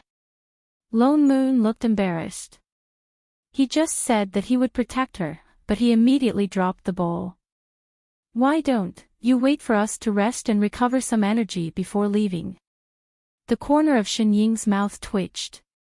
She narrowed her eyes and glanced at the two of them who were full of confidence just a moment ago. After a while, she said coldly, I suddenly don't want to return to when I was 28 years old. Why? Because I was blind. That's why I chose the two of you as my assistants. I Ching, Lone Moon, a stab to the heart. Which one of you brought something related to the destination? Shining asked as she opened up a screen. Something related. Lone Moon thought about it and immediately opened up his storage bag. I have it. With that said, he took out a dandelion that looked like a carrot and handed it over. What do you want this for? Set the coordinates. She replied and directly placed the dandelion on a table beside the screen. In the next moment, a row of data flashed. The space in front of them twisted and a black passage opened up. Let's go. Shining ignored the two of them who were staring in shock. She turned and walked inside. The two of them, didn't they say that they would completely lose their cheats and become ordinary people again? Once again, they suffered a crushing defeat in terms of intelligence. After crossing that transportation tunnel, in the blink of an eye, the three of them had already returned to Invincible Sect. Perhaps because they had set the coordinates for the carrot, they did not go to the back hall but to the back mountain. The three of them looked up and saw that in the large immortal plant field, there was a huge carrot that occupied half of the field. It was squatting in the pit and shaking its leaves. Beside it, there was a dandelion that was swaying with the wind. Little Missy. The carrot saw the three of them at one glance. It jumped out of the pit and hopped towards them. Because of its huge body, every jump caused the ground to tremble. In an instant, it crushed a large number of immortal plants. Be careful of those immortal plants. Lone Moon's heart ached. Those were all immortal stones. The carrot often maintained its human form and did not feel it. Now it looked like this fellow should go on a diet. Little Missy, you're here to water me so early. The carrot is so happy. It jumped hard and pounced. The whole carrot came crashing towards them. It looked like the huge mountain of carrot was about to crush Shinying's body. Holy shit. Shining was not the same as before. Carrot. Lone Moon got a fright. Luckily, I Ching reacted quickly and kicked at the bottom of the carrot. The carrot lost its balance and fell to the side. With a plop, it was crushed into the immortal plant field at the side. A large number of immortal plants were instantly crushed into a pile of mud. W. Loman, chef. You bunch of prodigal sons. Oh, greater than over equal to co. Oh.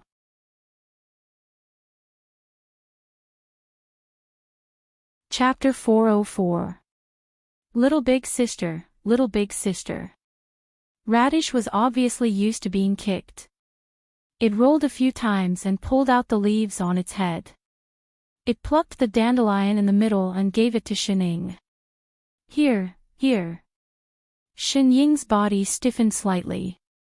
She looked at the flowers that were suddenly handed to her. Her eyes widened. For me. Yes, yes, yes. Radish waved its leaves happily and nodded vigorously. My flowers are the prettiest. I only give them to Little Big Sister. Something flashed across Shinying's eyes. She clenched her fists and stared straight at the large dandelion flowers. She did not respond for a long time. "All right, Radish." Lone Moon stepped forward and persuaded. "Do you have to give it to her every day?" "Shining will not accept."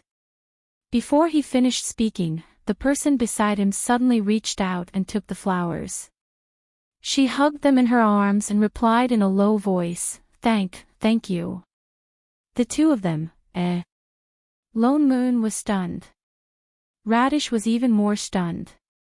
It looked at the empty leaves in disbelief and then at the flowers in her arms. It took a long time before it realized what had happened. Accepted. Little big sister accepted my flowers. That's great. It jumped up excitedly. It could not care less about getting up. The whole radish rolled left and right on the ground. That's great. It rolled all the way back to the previous pit. As it rolled, it said excitedly, "I knew that little big sister would like my flowers one day. No, I have to bloom more for little big sister." As he spoke, he pulled out a certain dandelion that was basking in the sun. "Son, let's bloom." "Father, are you finally going to teach me to bloom?" "That's great." So a certain dandelion jumped out and turned into a human form. The three of them, it was just collecting flowers. Was there a need to be so happy? The corner of Lone Moon's mouth twitched. The next moment, his expression changed. "Wait. Where are you rolling to?" "My immortal herbs. Come back." Unfortunately, it had already rolled further and further away. The remaining half of the immortal herbs in the back mountain fell instantly. Radish. This prodigal. His heart ached when he heard the sound of the celestial stone shattering. As expected, handing Songren over to Radish was a wrong decision. "Master." I Ching could not help but turn to look at Shining, who was still hugging the flowers. "Why did you suddenly accept the flowers?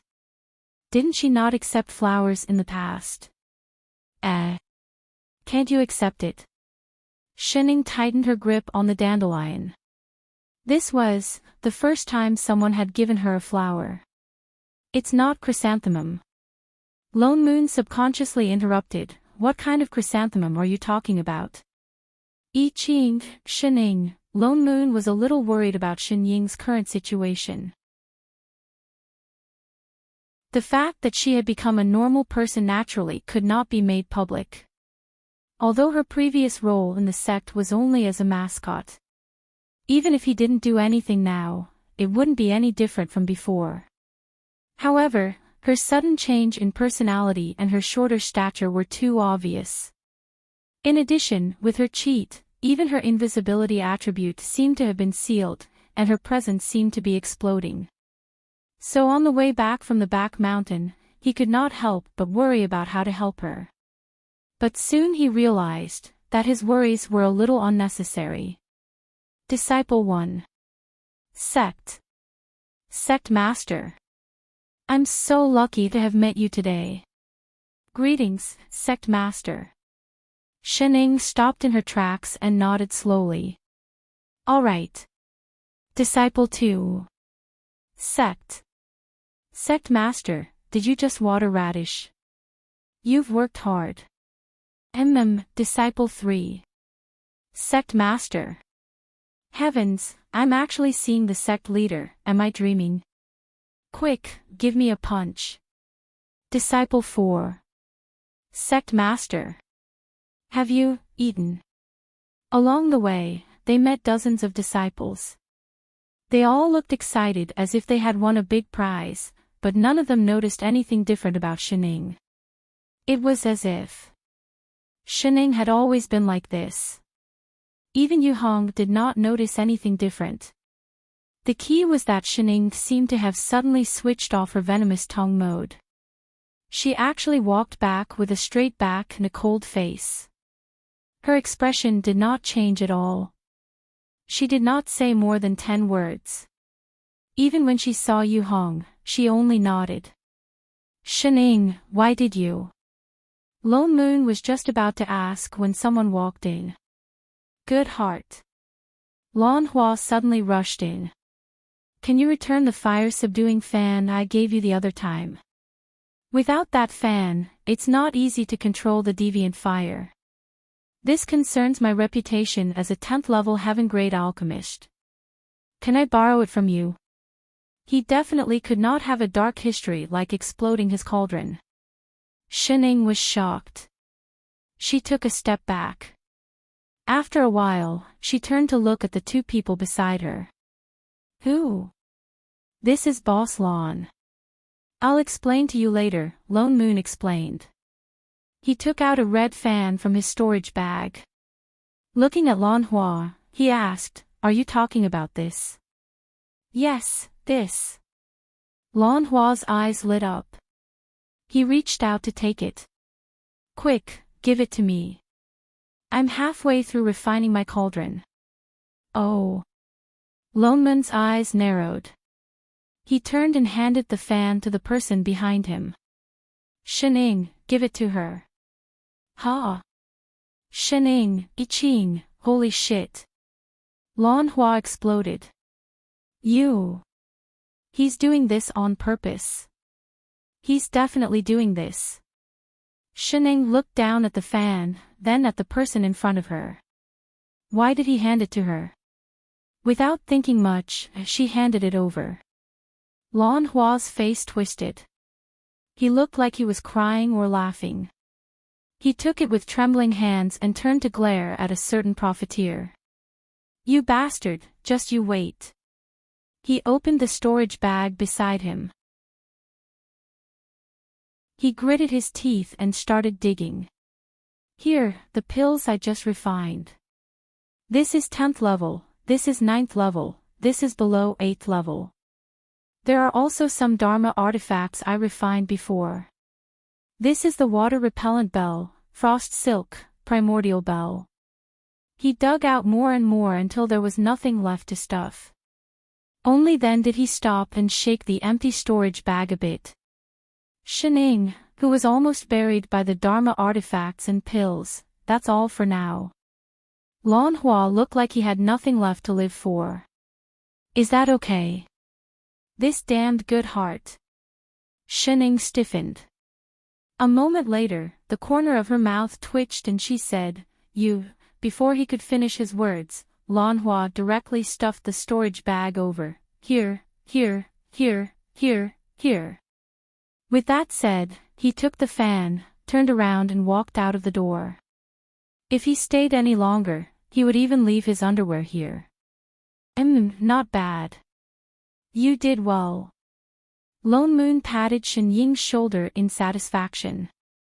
Only then did she finish her sentence. There's no need. Lone Moon, Yi Qing looked thoughtfully at Shining, who still had a cold expression. Why did it feel like Master was?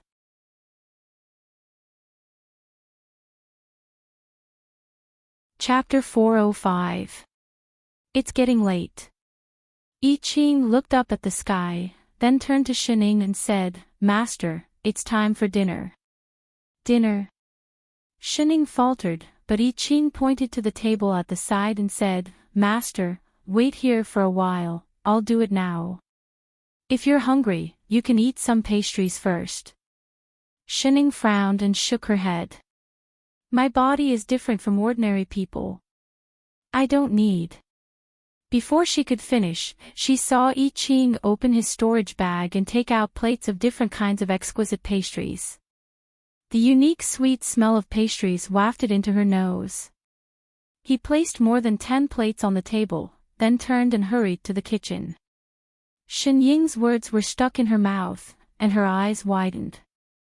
So fragrant. Shining stared straight at the 10 plates of pastries, clenched her fists by her side, and then slowly reached out. Just as she was about to grab a piece, a hand suddenly reached out from beside her, directly grabbing the pastry closest to her, and stuffed it into her mouth. The pastries this time are not bad. Lone Moon ate while turning back to look at Shining. Oh yes, what did you say just now? Nothing. Shinying's expression turned cold, and she sat down expressionlessly.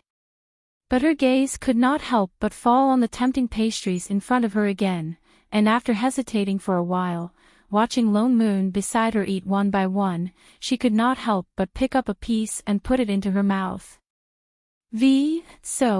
So delicious. Piece by piece, the pastries on the table disappeared at a speed visible to the naked eye. The two of them seemed to be competing, not even bothering to talk. The whole yard was filled with the crunching sounds of eating pastries. When Chef finished cooking and came out, there were already more than 10 empty plates on the table, and the air was filled with the smell of gunpowder. I Ching was obviously used to it, and put away the plates and replaced them with more fragrant dishes. So, the two hamsters joined in a new round of fighting for food, until 2 hours later, the two of them rubbed their full stomachs and stopped. Master. I Ching habitually poured a cup of spirit tea and handed it over. You'll feel better if you drink some water. Shining paused. She looked up at I Ching and then at the cup of tea in front of her. She clenched her fists by her side and took it with both hands. She lowered her head and took a sip. She replied in a low voice, "Your cooking is edible." "Thank you." I Ching, who had unexpectedly received the gratitude card, was stunned. He looked at her in surprise. Master was, Che. Lone Moon rolled his eyes at her. Out of habit, he ridiculed her. Only edible. But you were fighting so fiercely with me just now. You won't even let go of the last piece of meat. Stop pretending, the entire Three Realms knows that you are a foodie, okay? He rubbed his stomach and stood up. Alright, if you're full, let's go to the main hall. If you don't remember what happened before, I'll have my disciples come over so that you can recognize your face. Otherwise, it'll be hard to explain if you recognize the wrong person. Shining stiffened. I'm not going. Why? Something flashed across Shinying's eyes. Is your logic broken? She turned and glared at him. Then she resumed her cold demeanor. What's the difference between calling them over for me to recognize and admitting that I lost my memory? The corner of Lone Moon's mouth twitched. That made sense. Then call Yu Hong, Qingyu, Shorty, and the others over. It's okay if you don't recognize the others, but they often come to the rear hall. You have to meet them. Shining sat up straighter. I'm not going to meet them. Don't worry. Lone Moon continued to explain. Even if they know the truth, they are trustworthy. Nothing will happen to them. I'm not going. Shining still objected. Why is that? She did not answer. Her face remained cold, and she had no intention of changing her mind. She just clenched her fists tightly by her side. She seemed a little nervous. I Ching was stunned. He subconsciously turned to look at the pile of Dharma artifacts that Lan Hua had left behind. There was also the dandelion on the chair beside him. Something clicked in his mind. He asked tentatively, Is Master not good at interacting with people, so you don't want to meet strangers? Lone Moon was also stunned. His eyes widened as he looked at Shining in front of him. No way, you have social phobia. What a joke. Shinying's whole body stiffened. In an instant, she was as cold as ice. It was as if all the warmth in her body had faded away. Large amounts of cold air floated out of her body. Her whole body seemed to be frozen. A few words flashed through her mind. I've been discovered. Is identical to, what to do. What to do? Why not, just kill her. _, hey, what's with that look in your eyes? It's as if you want to kill me to keep my mouth shut. Loneman's hair stood on end. He had guessed right, hadn't he? It had to be. This sharp-tongued 15-year-old Shining actually had social phobia. Shining, you dash, master. Before he could finish, I Ching suddenly interrupted. He took a step forward and said, "It's getting late. You've just woken up. Your body hasn't recovered yet. Why don't you rest early?" With that said, he pointed to the bedroom at the side. "If there's anything, we can talk about it later." Shining then looked up at him. The cold air around her body eased. She replied, She turned and walked into the room. But her footsteps were stiff. For some reason, she seemed to be fleeing. In the next moment, she slammed the door with a bang. The two of them, she can't really. Lone Moon felt that it was a little unbelievable. I saw that she was very fluent in dissing us in the divine realm. She didn't look like she had social phobia at all. Maybe not. I Ching said in a low voice. Don't you think that Master looks very much like someone now? Lone Moon was stunned. Shinjing.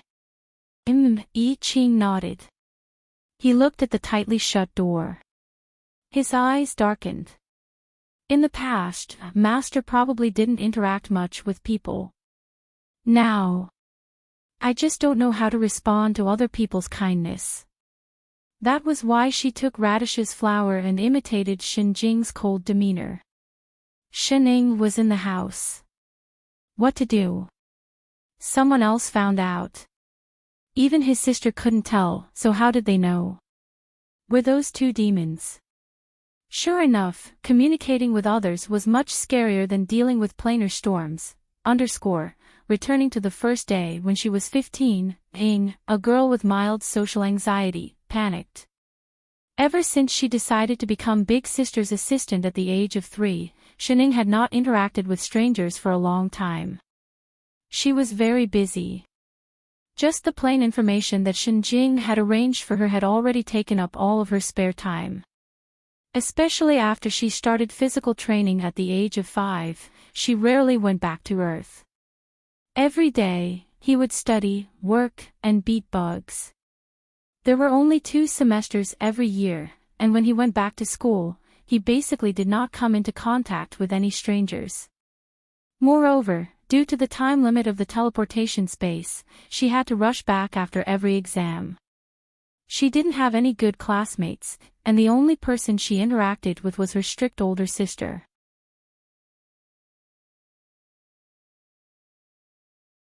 Chapter 406. Big Sister said that nothing could go wrong with the plane, or it would cause irreparable effects. So she had to be straightforward and not sloppy, knowledge had to be at her fingertips, and she could understand everything. Shining worked hard for more than 10 years, and finally did it. She completed all of Big Sister's training, and could deal with any plane crisis calmly. After a long period of training alone, she learned everything, but she forgot how to get along with others. Big Sister said that she had to be as cold and heartless as the winter, but what if the other party was not an intruder? What to do? No, don't panic, she was a plane assistant. Although she didn't know how to do it, she could learn. And the only reference beside her, as long as she was like Big Sister, it should be fine, yes, absolutely fine. So, when Shining came back to her senses, she realized that her soft and cute sister seemed to have suddenly become cold, the kind that could not be turned back. Master. Suddenly there were a few knocks on the door, startling a certain person who was drawing circles in the corner. Shining stiffened, and returned to the chair in the room like lightning, her expression instantly turned on the fridge mode, cold as snow. As if the panic, grievance, and helplessness just now were just an illusion. Come in. I Ching then pushed the door open and entered, glancing at a certain person sitting at the table with her back straight, his eyes like water. Master, this is Xian Bud Brew, it helps you sleep. In the past, you would drink a cup before sleeping. I was afraid that you would not be able to sleep, so I sent it over.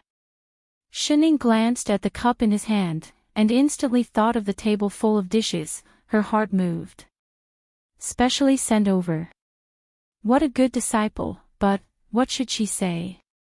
Should she say thank you? But she had already said it before, so, you still have something else? She asked coldly. Yes, there is one more thing. I Ching did not care about her especially cold expression. He stepped forward and was about to speak, but saw Shen Ying's black claw on the table. Why is Master's hand dirty? Shen Ying stiffened, and for a moment, cold air began to emit out. She must not let him find out that she had just dirted it by drawing circles. I Ching turned around and sat down. He took her hand and took out a handkerchief from somewhere and wiped it. Master, did you forget that I put a dust removal talisman in your storage bag? If you think it's inconvenient, why don't I refine a dust removing pearl and bring it along? Shen Ying did not answer. She was completely stunned. She stared blankly at the person who was wiping her hand. She suddenly felt as if her palm was on fire, burning up. Are all disciples like this? It's done. I Ching wiped his little black claws back to his little white claws. He then let go of her hand and looked up. Shen Ying panicked when she accidentally met his gaze. She clenched her burning palms. What should she say? If there's nothing else, you can leave now. Oh, oh, something's not right. I Ching, who had been chased away for the umpteenth time, felt suffocated.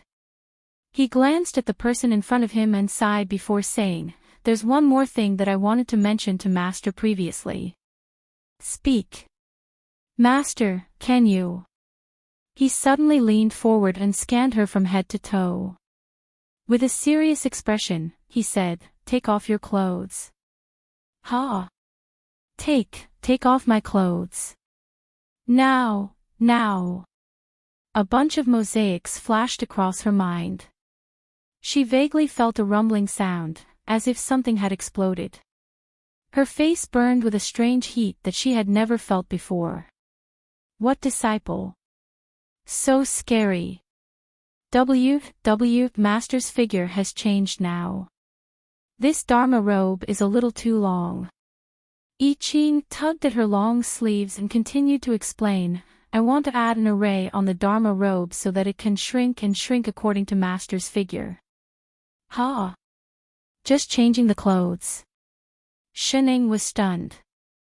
Master, do you think there's anything wrong with that? I Ching asked in return. No. Shen Ying immediately shook her head. She heaved a huge sigh of relief in her heart, but her expression did not change. She stood up immediately. As she tugged at her belt, she said, I'll take it off for you now. Take it. Master. I Ching was shocked. It was only then that he realized what she wanted to do. His face turned red and he hurriedly pressed down on her hand. Not now. Tomorrow, you can give it to me tomorrow morning. Oh. Only then did Shen Ying stop. I Ching turned his head and took out a new set of Dharma robe and handed it over. His face was so red that it was dripping blood. This is a replacement. Master can change into it, tomorrow. He did not even dare to look at her. When he looked down, he saw the belt around her waist that was about to be loosened. He subconsciously reached for it and was just about to put it back on for her. But the door was pushed open with a bang. Lone Moon suddenly rushed in. I Ching was shocked. He was already nervous. His hands trembled. The hand that was originally going to put on the belt pulled down instead. In an instant, the whole belt was pulled down. Without the restraint of the belt, the supreme-grade Dharma robe immediately showed its supreme-grade softness. It directly slid down Shen Ying's body. Shen Ying, the dandelion that Radish gave you, you'd better. Lone Moon suddenly paused. He looked at Shining, then looked at Chef who was still holding the belt. Instantly, he understood something. He covered his eyes. I didn't see anything. You guys continue, Shining, Qing, Lone Moon left very decisively. His daughter has grown up. Wait a minute, the current Shining seemed to be only 15 years old. The hand that was just about to close the door paused. He pushed it open again. Chef, you beast. She's only 15. Before he finished speaking, Chef suddenly seemed to come back to his senses. He directly stuffed the clothes in his other hand to Shining and spoke at a speed that he had never spoken before. Master, it's already late. The night wind is strong. You should rest early. Master, there are new blankets in the cabinet. Your body has not recovered and you've always been afraid of the cold. You'd better be more careful. Master, you can't eat too many of the purple immortal fruits on the table. I'll change some pastries for you. If you're hungry at night, you can eat them first. Master, I'll come again tomorrow to get the Dharma robe. He gave a series of instructions, explaining everything in detail. When he was done, he directly turned and walked out. On the way, he also dragged Father Nyo, who was at the side and could not get a word in. His footsteps were so fast as if there was something chasing behind him. He walked all the way out of the rear hall before stopping. Chef, you're... Why is your nose bleeding? Lone Moon turned and saw 2 tubes of bright red flowing down from under I Ching's nose. Was there a need for this? Shining only took off her outer clothes just now, right? There were still a few pieces of clothes inside. Wait, what are you doing? Holy shit. Don't faint, I don't want to carry you. Before he finished speaking, the person in front of him swayed and had already fallen head first. Her hand was still tightly holding onto a pink belt. Lone Moon. Son of AB*TCH. Inside the house, Shining frowned. What a strange disciple. She put down the new clothes in her hands and took off 2 more. She turned and climbed onto the bed. She buried herself in the blankets. Sleep. 15 minutes later, she lifted the corner of the blanket and looked at the drink on the table. A trace of hesitation flashed across her face. After a while, she climbed up again. She held the cup with both hands and took a sip. The next moment, her eyes widened. So good.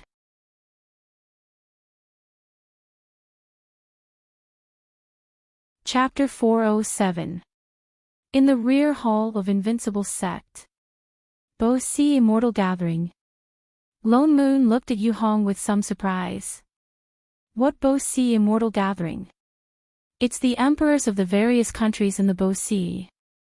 They heard that Elder and you have returned, so they jointly wrote to the emperor, requesting to hold the Bo-Si Immortal Gathering 3 days later according to tradition to congratulate the emperor on his return. Yu Hong handed over the invitation in her hand and explained. Lone Moon took it and scanned the contents of the post. He frowned. Why didn't I know that there was such an immortal gathering in the past? What is the Bo-Si pool mentioned on the sticker? That's a celestial pool to the west of the Heavenly Palace. It's hundreds of miles away from the sect.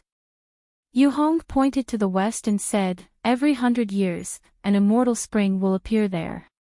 It is formed by immortal qi, and it is rumored that the immortal qi there is even denser than the immortal meridians. Therefore, the previous Bo-Si emperor would hold a Bo-Si immortal gathering every 100 years. Inviting the monarchs of the Bo-Si countries to taste the spring is also a reward for them. The location of the immortal spring is a beautiful sea of flowers to begin with. The scenery is beautiful. Yu Hong continued to explain, immortals from other continents often go there because of its fame. So, the Bo-Si Immortal Gathering slowly became a grand gathering of the immortal world hosted by the Bo-Si Emperor himself once every 100 years. Then why do you say it's going to be reopened? Lone Moon continued to ask. Hasn't it been reopened in the thousands of years we've been away? Indeed not. She shook her head and said, that celestial pool was originally at the border of the Bo-Si's 9 heavens. Later on, when the immortal realm and demon realm merged, the immortal spring happened to be at the intersection. In the past, the relationship between the immortal and demon realms was not as good as it is now, so no immortals dared to go there anymore. Lone Moon asked. Yes. Yu Hong nodded. The immortal spring is useless to the demons, and the immortals don't go there. Naturally, no one thought of that place. So we didn't do anything about it. In addition to the relationship between the monarchs and the sect. She didn't continue, but her expression wasn't very good. Her meaning was also very clear. Lone Moon's face darkened too. Of course, he remembered clearly what kind of people the 15 country emperors of the Bo-Si were. On the surface, it was under the jurisdiction of the Bo-Si, but in reality, it might not be sincere. When the Invincible sect took over the Bo-Si, they had wanted to replace it and collude with the previous immortal officials to take advantage of them. Only after Lone Moon saw through him and beat him up by Chef did he become more obedient. But they had left for thousands of years. Although the sect had Lan Hua, the former emperor, and they couldn't openly betray the Bo-Si, they had done many small things in secret. On the day of Yu Hong's wedding, all the celestial emperors came to congratulate her, but none of the 15 country emperors of the Bo-Si showed up. In the years that the sect master has been away, these so-called monarchs have all died. On the surface, they seem to be sincere, but behind the scenes, they are spreading rumors everywhere, saying that Emperor Lan Hua is from the demon race, and temporarily taking over Invincible Heavenly Palace is a plot by the demon world to swallow up the Bo-Si, deliberately provoking a dispute between the two worlds. Yu Hong said indignantly. If not for the celestial emperors of the other continents coming out to clarify things, and their cultivation levels being lower than Lan Hua's, those lowly people would have long attacked the Heavenly Palace and replaced it. Lone Moon looked down at the invitation card in his hand again. The more he listened, the deeper his frown became. Elder Lone Moon. Yu Hong said worriedly. They suddenly proposed to reopen the Bo-Si Immortal Gathering. It's definitely not to congratulate the Celestial Emperor's return, they must have other intentions. They just want to provoke a dispute, and fish in troubled waters. Lone Moon threw the invitation card on the table beside him. He saw through such a small trick at one glance.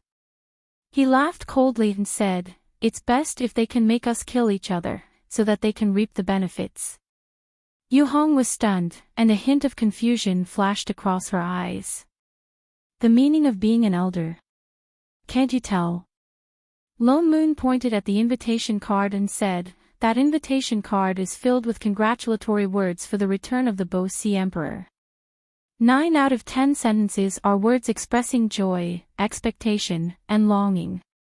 The words are exaggerated, making it seem as if Chef, this celestial emperor, had an affair with them in the past."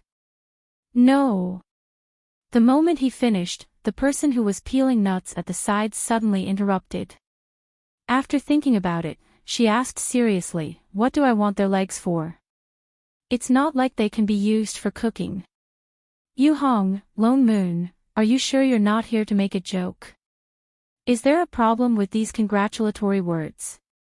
Yu Hong still didn't understand. Of course there's no problem with us. Lone Moon laughed, and knocked on the invitation card with his flute. But the key is that this invitation card is not just for us to see, more importantly, it's specially written for Lan Hua to see. Yu Hong was stunned. What has this got to do with Boss Lan? Lone Moon laughed even colder. Lan Hua has been in the sect for so many years, and his cultivation is the highest. Although he's a fiendish cultivator, he was once an celestial emperor. The entire immortal world thinks that he is the Bo-Si celestial emperor. Now that we're back, they say that he was just a substitute manager, and Chef is the real celestial emperor. What would you think if it were you? Lan Hua didn't manage the invincible sect. Yu Hong explained. Everything in the sect was handled by her and her junior martial sisters. In the past 3,000 years, aside from researching all kinds of spells, Lan Hua had been fooling around with his buddy, Radish. Who knew how many messes he had cleaned up? But others don't know. Lone Moon glanced at her. Who would have thought that Lan Hua, who had Demon King cultivation and guarded the Bo-Si for thousands of years, really had no interest in the so-called Celestial Emperor position.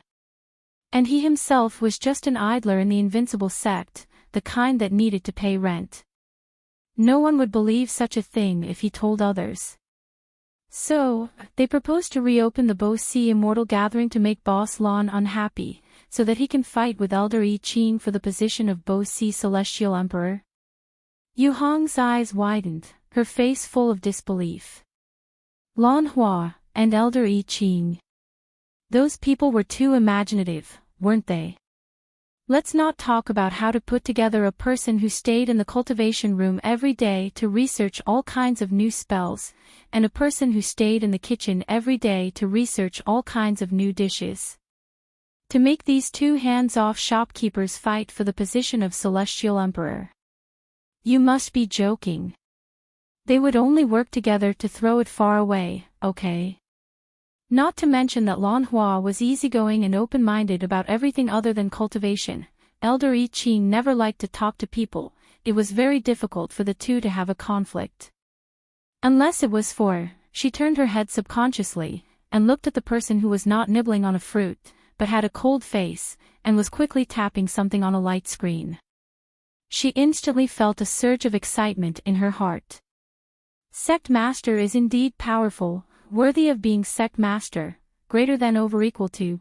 Those country emperors are full of schemes and dark thoughts, and think that everyone is like them. Lone Moon laughed coldly, his eyes full of sarcasm. After a while, he turned to look at Yu Hong and said, "Go and reply to them, just say that we will hold this Bo-Si Immortal Gathering on time." Do we have to do it? Yu Hong was stunned. Of course. Lone Moon smiled and said, "Don't they want to go? Then we not only have to do it, but we have to do it on a grand scale. Not only do we have to invite the country emperors, but also all the exalted immortals in the Bo-Si." Ha! Yu Hong was stunned. But there are hundreds of people with exalted immortal cultivation in the Bo-Si, the more the merrier. Lone Moon's eyes narrowed into a line as he smiled. Don't they like to play tricks? Anyway, we have nothing to do, let's play with them to our heart's content. Yes. Yu Hong then turned and went out to put up the notice. Although she did not know what Elder Lone Moon wanted to do, she felt that she should light a candle for the country emperors in advance.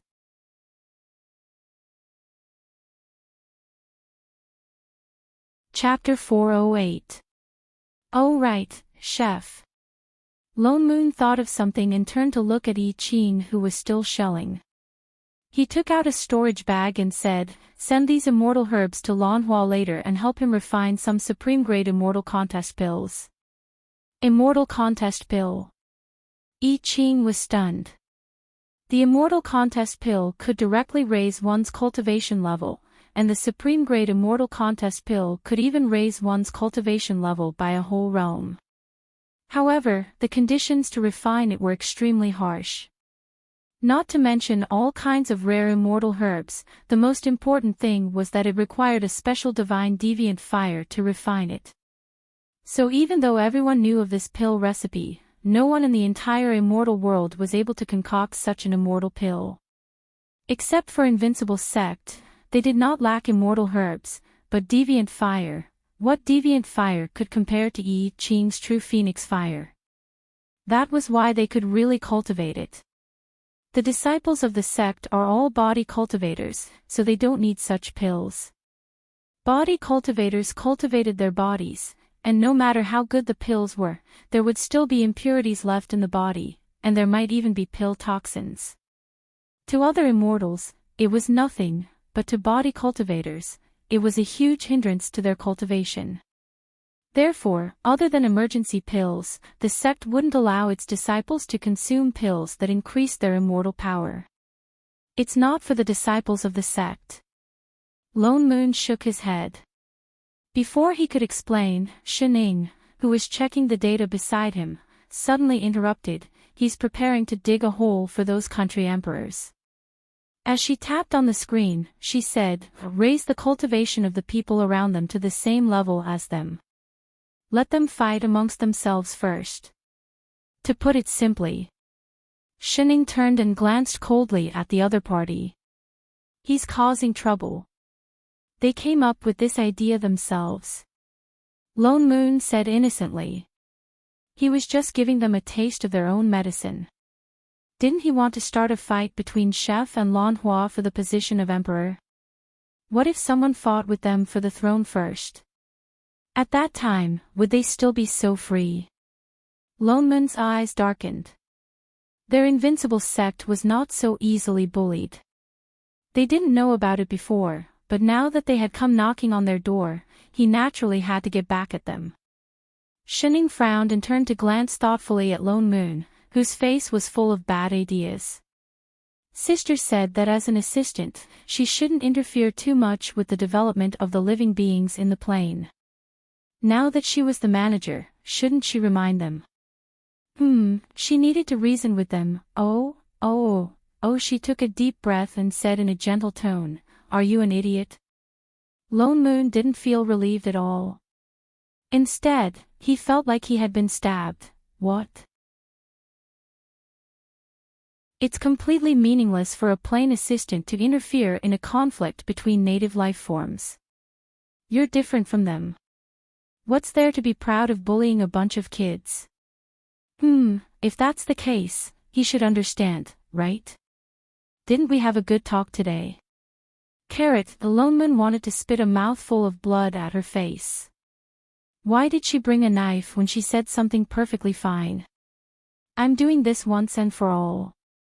If I don't resolve this issue now, those monarchs will only make things worse in the future.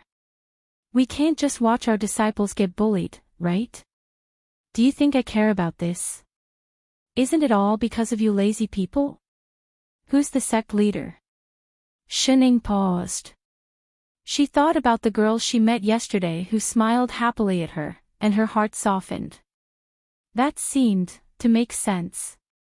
Big Sister didn't seem to say what would be the effect of an assistant interfering in these things. Forget it, whatever. So she looked at Lone Moon again and said seriously, as long as you're happy. Lone Moon, what's going on? Even more infuriating. This must be sarcasm, it must be. Damn it, don't stop me, I'll go to the papers now. Then I'll go find Lan Hua. Chef suddenly stood up and interrupted their conversation. Father Nyo, other than the immortal contest pill, do you want to refine any other pills? Lone Moon then suppressed the anger in his heart. Let Lan Hua do as he sees fit. Oh right. He suddenly thought of something and looked at Shining. Where's the dandelion that Radish gave you yesterday? Let Chef bring it to Lan Hua, it can improve the quality of the pills. Shining stiffened, even her hand that was about to light up the screen stopped. Flowers, still have to be taken back. That was the first time she received flowers. Are you a demon? Where did you put it? Seeing that she did not speak for a long time, Lone Moon asked again. If that dandelion is not sealed with sorcery, it will lose its effect after a day. Don't want to give it, not happy. No need. I Ching subconsciously turned and looked at Shining, who still had a cold expression. I'll just ask Radish for some more. Ha! Shining looked up in surprise, her eyes widening. Good person, there's ready-made ones, why make a trip? Lone Moon frowned. You know that Radish only listens to Shining, even if you go, he might not give it to you. Ha! Wait, why are you holding a kitchen knife? He will give it to you. I Ching said seriously. Hee, as long as you're happy. Straight-faced I Ching turned to look at his master, who still had a cold expression. He pushed the nuts that he had been peeling for a long time towards her. Master, do you want to eat? Shining paused. She looked down at the plate full of nuts in front of her. Her expression did not change, but her eyes widened in surprise. A while later. Eat. She slowly reached out to pick one up and quickly stuffed it into her mouth. So crispy, so delicious. This is a good person. The corner of I Ching's mouth turned up slightly, then he turned to look for Lan Hua. Shining stuffed a few more nuts into her mouth, eating as she turned to look at his retreating figure. Her heart warmed for no reason, but a trace of doubt flashed in her eyes. She felt that this disciple of hers was strange. He seemed to be treating her too well, not like a master and disciple at all. She turned to look at Father Nyo, wanting to clarify, and subconsciously reached out to tug at his hair. Ouch! Lone Moon felt a pain in his scalp and jumped up. Holy shit! Why did you suddenly pull my hair so hard? His scalp was about to fall off. Shen Ying's hand froze. What should she do? She pulled the wrong hair. He's going to be angry, right? I pulled your clothes. Her expression did not change. Do you think I'm blind? The corner of Lone Moon's mouth twitched. Don't hide your hand behind your back if you have the guts. Rubbing his scalp that was hurting, he turned to glare at her and asked, What exactly do you want? I have something to ask you. Shining looked at the nuts on the table again. That I Ching is really my disciple. If he's not your disciple, is he supposed to be my disciple? Lone Moon rubbed his head and rolled his eyes. Just, disciple. Lone Moon finally understood what she meant. He paused and said with some surprise, Holy shit, no way. Didn't I Ching tell you about this? Then were you two playing house last night? Shining tilted her head. What did he say? Of course he's not just your disciple, he's your boyfriend. With that said, she added, haven't you met his parents already? Ha! In the next moment, Shen Ying's cold expression, which she had been maintaining very well, cracked. Her face instantly turned red like a ripe tomato. Boyfriend? Meet his parents. My sister.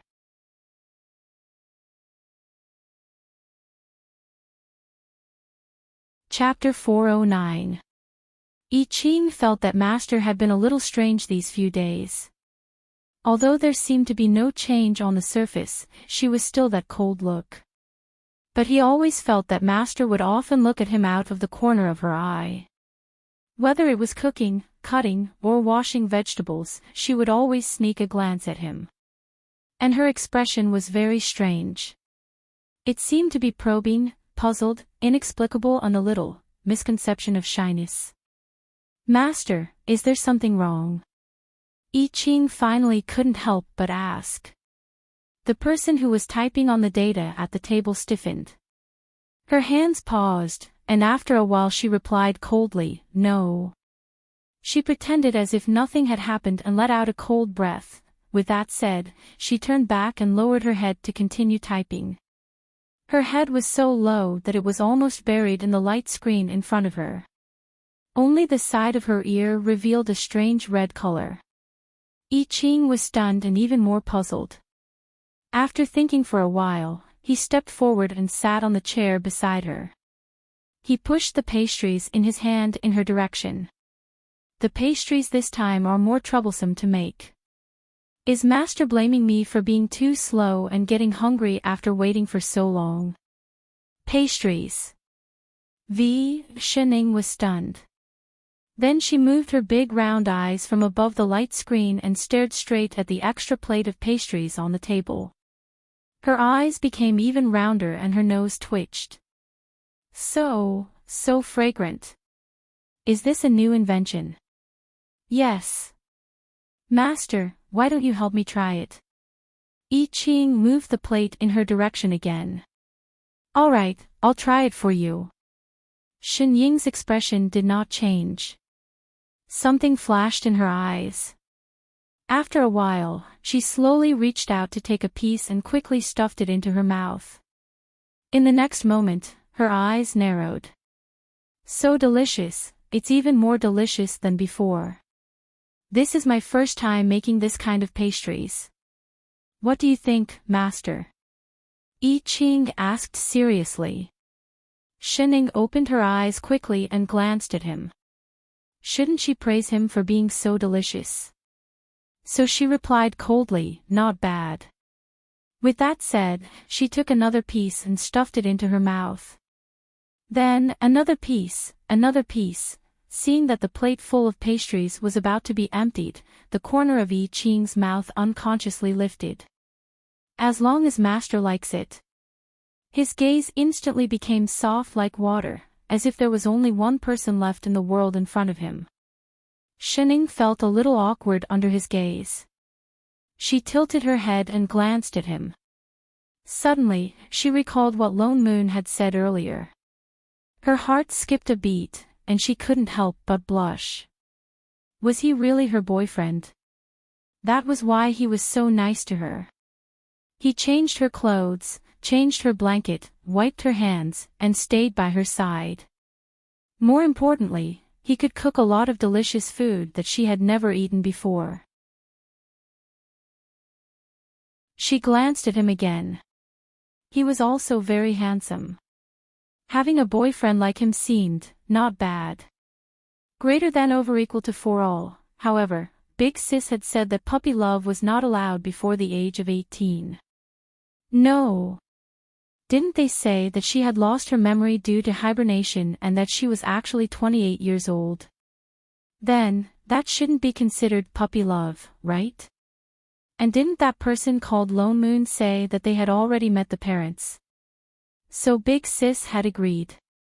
A terrifying face appeared in her mind. She subconsciously shivered. She turned back and scanned I Ching's face from head to toe. She really couldn't help but ask, "You really met my sister? Why do you ask that, Master?" I Ching faltered, but still nodded honestly. "Yes, I did." "Then, did she do anything to you?" I Ching shook his head. "No. But he did give Father Nyo a beating." "Really?" "No. This doesn't make sense." Shen Ying's face was full of disbelief. She scanned him again and said seriously, "You're actually still alive. His legs weren't even broken." "Forget it." Shening decided not to continue thinking about it. She looked at the last two pieces of pastries on the table and hesitated for a while. Gritting her teeth, she endured the pain and handed one over. "For you." "Ha." I Ching faltered. He didn't want to eat it. "Master, I didn't eat." Shening did not wait for him to finish and directly stuffed it into his mouth. This was for her boyfriend. I Ching didn't pay attention. He subconsciously opened his mouth and felt a soft hand brushing past his lips. His mouth was filled with sweetness. "Master. Master," only then did he realize something. His whole body froze. His face instantly turned red and his heart beat so fast that it seemed like it was about to jump out. This was the first time Master was like this. His gaze unconsciously followed the other party's hand. Shening had already picked up the last piece of pastry and stuffed it into her mouth. As she ate, she even licked the pastry crumbs on her fingertips. A moment later, he realized something. He looked down at his own hand and his whole body stiffened. Her hand seemed to have, he subconsciously turned back. Their eyes met. Instantly, they understood something. The next moment, a huge wave of red climbed onto their faces. The air seemed to heat up, as if there were pink bubbles rising. When Lone Moon came in, he saw this scene. They looked at each other affectionately for 10,000 years. For a moment, he seemed to smell the smell of dog food. The corner of his mouth twitched. He could not help but burst the pink bubbles around them. Hey! Have you two seen enough? They looked at each other for a minute. The two stiffened as if they were shocked. They both turned their heads. One buried his eyes in the light screen, and the other stood up. Father. Father no. What's the matter? It's time to go. Go what? Lone Moon frowned. He scanned him up and down. Did you forget that today is the day of the Bo Si Immortal Gathering? It's getting late. Yu Hong and the others have already gone over early in the morning. I specially came to call you. He looked up at the sky. When Boss Lan's immortal contest pills are ready, we'll go. As he spoke, Lan Hua walked in with a bottle of pills. Here, the pills you wanted. A total of 200 pills. Thank you for your hard work. Lone Moon took the pills from Lan Hua's hand. He took out a Dharma artifact and threw it into the air. In the blink of an eye, it turned into a huge 5-colored spirit bird. As it flapped its wings, layers of auspicious clouds appeared. Immortal chi surrounded it. It was like an illusion, full of showiness. This was a bird that was very suitable to show off. Lone Moon raised his hand and conjured a seal. The spirit bird that the Dharma artifact transformed into flew down instantly. In an instant, it occupied more than half of the yard. Let's go. He waved at them. Oh yes, Boss Lan, you go too. Me? Lan Hua was stunned. Why should I go? He did not need to increase his cultivation. Besides, that immortal spring was useless to the demons. You must go. How could he slap them in the face if he did not go? But I still have an appointment with Brother Radish and Nephew Dandelion to find new immortal herbs today. Since when did Song Ren become your nephew? Do you have to accept it so quickly? Why don't you go? I really don't. 3 years of rent-free. Yes, Father no. No problem, Father no. He changed his words instantly. Lone Moon, Iching, Shining.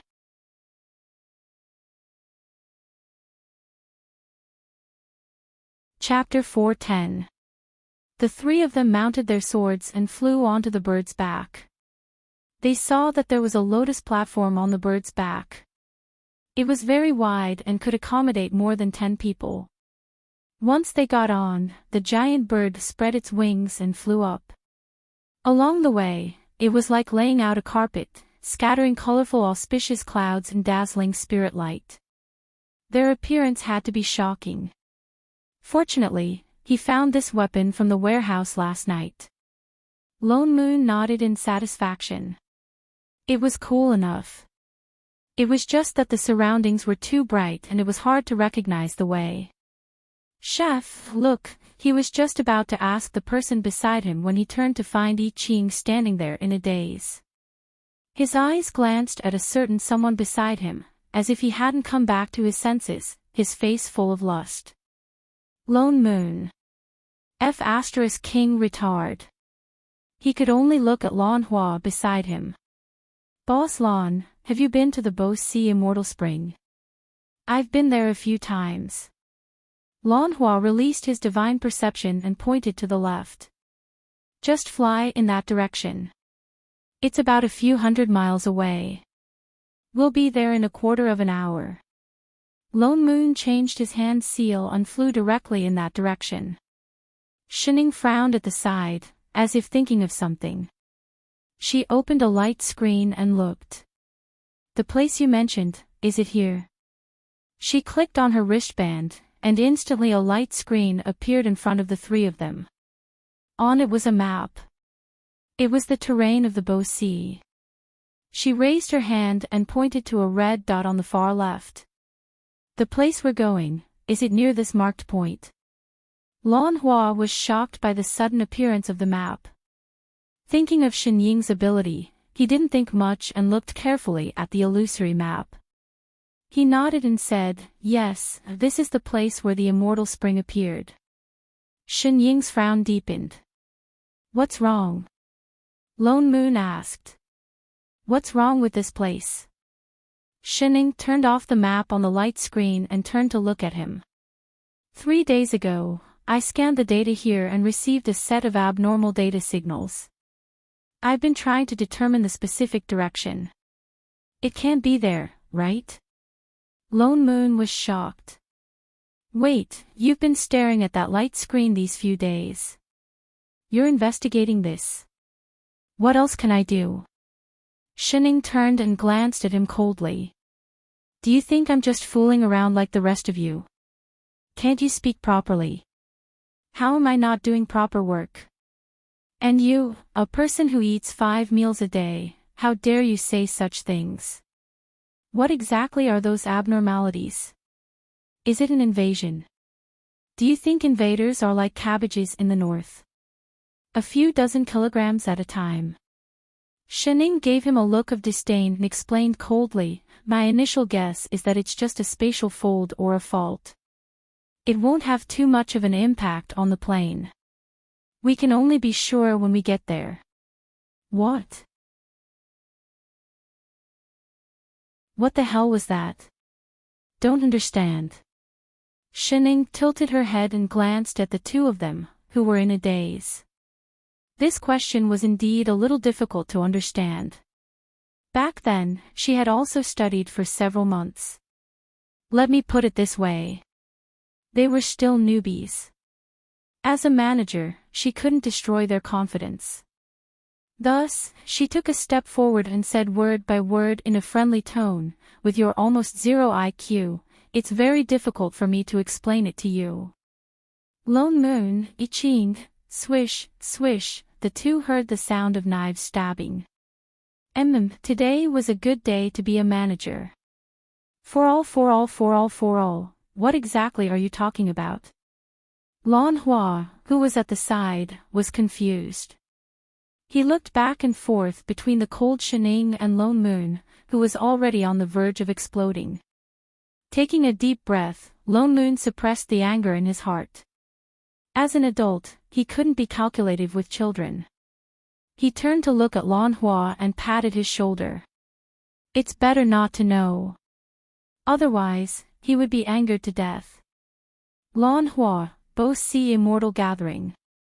Immortals gathered in the sea of flowers surrounded by immortal chi. There were immortals from various countries of the Bow Sea, and there were also immortals from other continents who had received the news and rushed over to join in the fun. After all, the Bow Sea Immortal Gathering was held after more than 3,000 years. It was a rare opportunity. At a glance, all the immortals sitting there had high cultivation levels. The lowest was a Stygian immortal, and most were exalted immortals. Yu Hong looked at the immortals carefully before turning to the disciple beside her. "Are all the country emperors here?" "The country emperor of East Sui hasn't arrived yet," the disciple answered. Yu Hong frowned, and a hint of depression rose in her heart. In the next moment, they heard a bird cry that pierced through the clouds. The originally noisy crowd quietened down and looked up at the sky. They saw a huge spirit bird flying in their direction. Auspicious clouds filled the sky wherever it passed, bringing with it a shocking suppression. "Sect Master is here." Yu Hong was delighted and nodded to the disciple beside her. The disciple immediately turned and shouted, "Sect Bow Sea Celestial Emperor is here." The colorful spirit bird landed, and the country emperors all turned to look. They saw Lan Hua at the front, and then I-ching at the back. Instantly, their faces lit up, and they all looked like they were watching a good show. the four of them walked down from the bird. Only then did the crowd turn and bow to them. "Greetings, Celestial Emperor." The person opposite them did not respond. Lone Moon just waved his hand, and the huge bird turned into a white light, turning back into a Dharma artifact and flying back into his hand. Only then did the four of them walk towards the main seat. The country emperors exchanged a look, and their gazes swept back and forth between Lan Hua and Yi Qing. Their eyes were full of excitement, especially when they saw the two of them walking towards the main seat. They could not suppress the excitement in their hearts.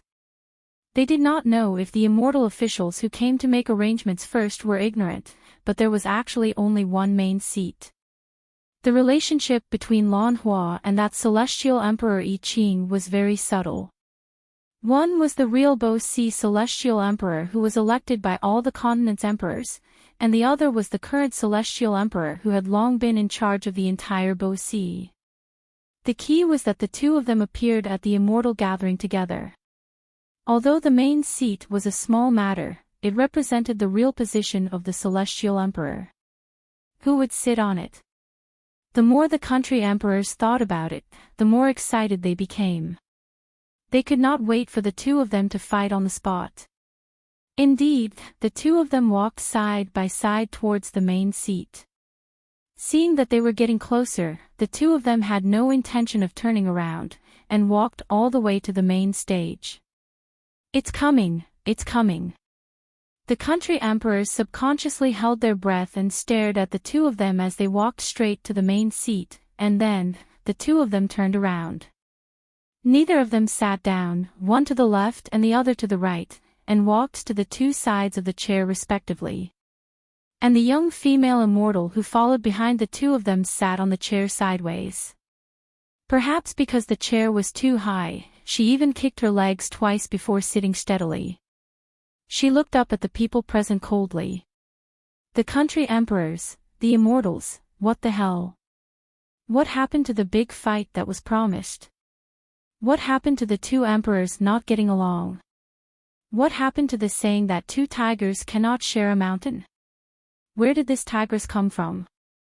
But the people from the invincible immortal palace looked as if it was a matter of course, including Yi Qing and Lan Hua. Yi Qing was already used to standing behind Shining. As for Lan Hua, he had already turned to find Yu Hong, who was beside him, and asked tentatively, "Sister Little Hong, Little Black asked me to ask you, can he get lost?" "Oh." Lan Hua immediately shrank back, and silently lit a candle for a certain person who was chased out of his home for a few months. "I've tried my best, brother." You're tuning into the LoveLore Library YouTube channel.